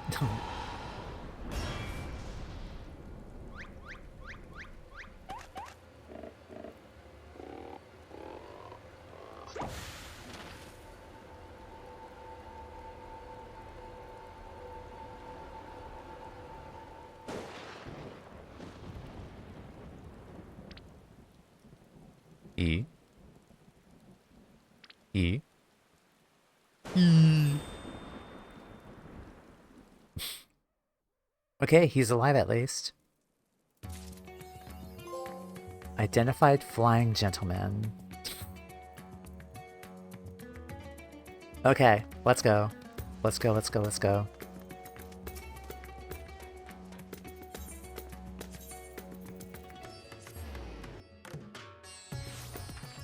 Alright, Mr. Beaky, take 5. Okay, this I gotta say.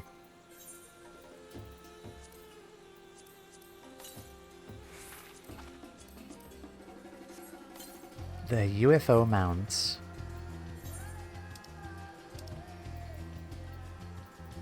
While appearing to be identical to Poo Poo's starship, this replica lacks certain functionalities, such as a matter duplication facility, which, in light of recent events, is probably for the best. It's also unable to shrink you to a size to fit into the cockpit, meaning You do not so much as ride as you are dangled around in its tractor beam. Now you and I are in exactly the same spot. What do you mean?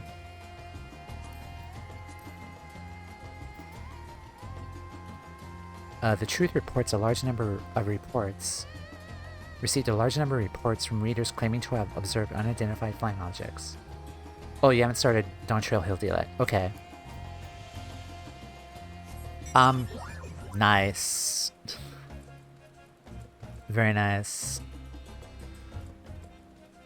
Yeah, I probably will not start Dawntrail for maybe a couple of months. So you'll probably, start before me. Yeah, there are a couple of other games that I want to start, before, Dawntrail. Oh, this is so fun.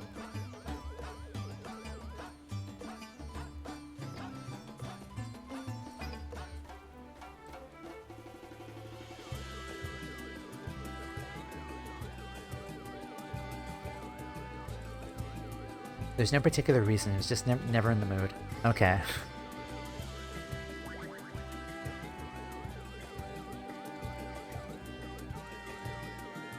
Alright, let's go back inside. Probably start the last weapon quest, and then we'll wrap up here today.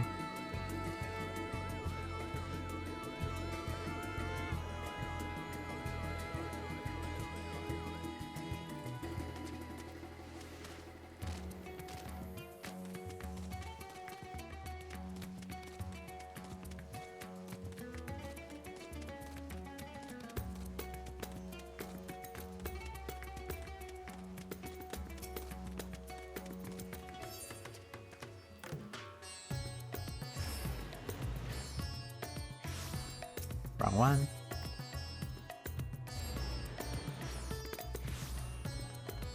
Okay, I think I have to, yeah, I think I have to actually, finish the, finish this step, and then we'll unlock the other one. I could probably do that, maybe in the next couple of streams, maybe like 2 streams from now. I'll have enough poetics to, unlock that weapon. I could show that off on stream then. Okay, I'll just stand right here next to this, well-dressed, gentleman here.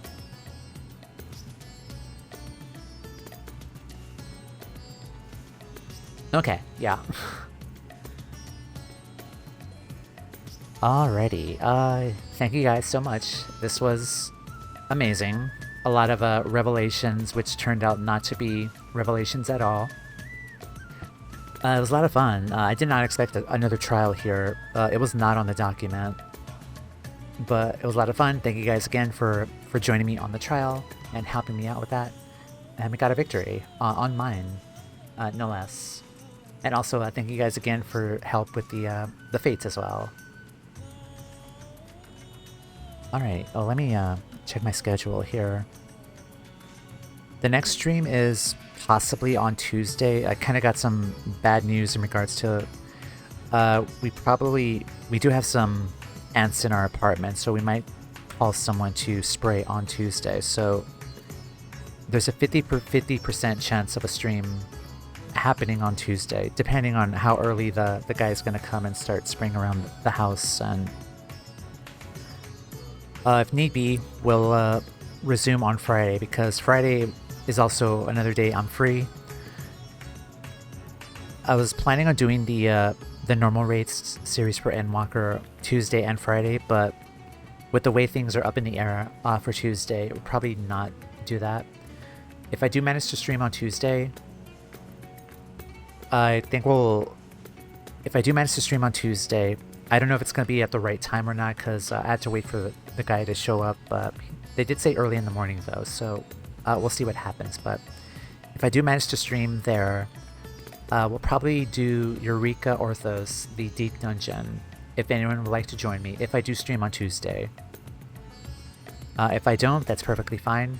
We'll stream on Friday, which we will probably do Eureka Orthos for that day if I don't stream on Tuesday. So next week will probably be Eureka Orthos and the last variant dungeon for that. The week after, though, the 10th and the 13th, is open for have Sunday, Monday, Tuesday, and Friday open. So I think that would be a good idea for us to do the normal raid story for Endwalker. So we are pushing things back ahead a bit, but that's perfectly fine. But yeah, that was a lot of fun. Okay, so Tuesday is a 50% chance of stream. If not Tuesday, the next Friday. And we'll do Eureka Orthos, a deep dungeon. Yeah, spray bottle. Spray all the pests away. And then I think by the next stream I'll have enough poetics to unlock the third relic step here for the scholar weapon.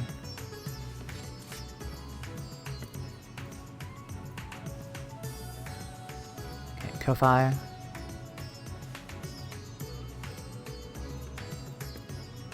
From YouTube and Blue Sky. You're working on the current relic. Without going into details, the steps are somewhat similar to Heavensward relics. Are these the Dawn Trail weapons? Or no.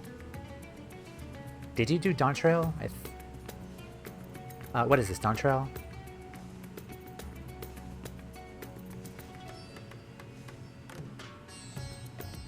Okay, Dawn Trail relics. Nice. Okay. Okay, that's really cool, because I kind of feel like the Endwalker relics here are just poetic grinds, which I really loved about the Anima relics for Heavensward. So I'm really looking forward to that for Dawn Trail too. But yeah, I think the next I'm able to stream either Tuesday or Friday, I'll be back here. We can complete the next step here and start the probably the last quest for Godward. Yeah, Heavensward is a lot of fun. I'm down to my last weapon, which is White Mage. So I'm really excited to get that weapon, to see what it looks like. It's my last Anima relic for Tamea here. But yeah, thank you guys so much. Take care. I know who we're going to raid into. That's the raid message. Alright, let's go enjoy some Kingdom Hearts with Notice. You guys got the raid message. Notice is right in the middle of Kingdom Hearts. She's in Neverland, about to seal the keyhole in Neverland, so let's go say hi. Thank you guys so much. Take care. Have a wonderful rest of your Thursday, and I'll catch y'all next time. Goodbye. Potential stream on Tuesday, but I'll keep you guys updated. Goodbye.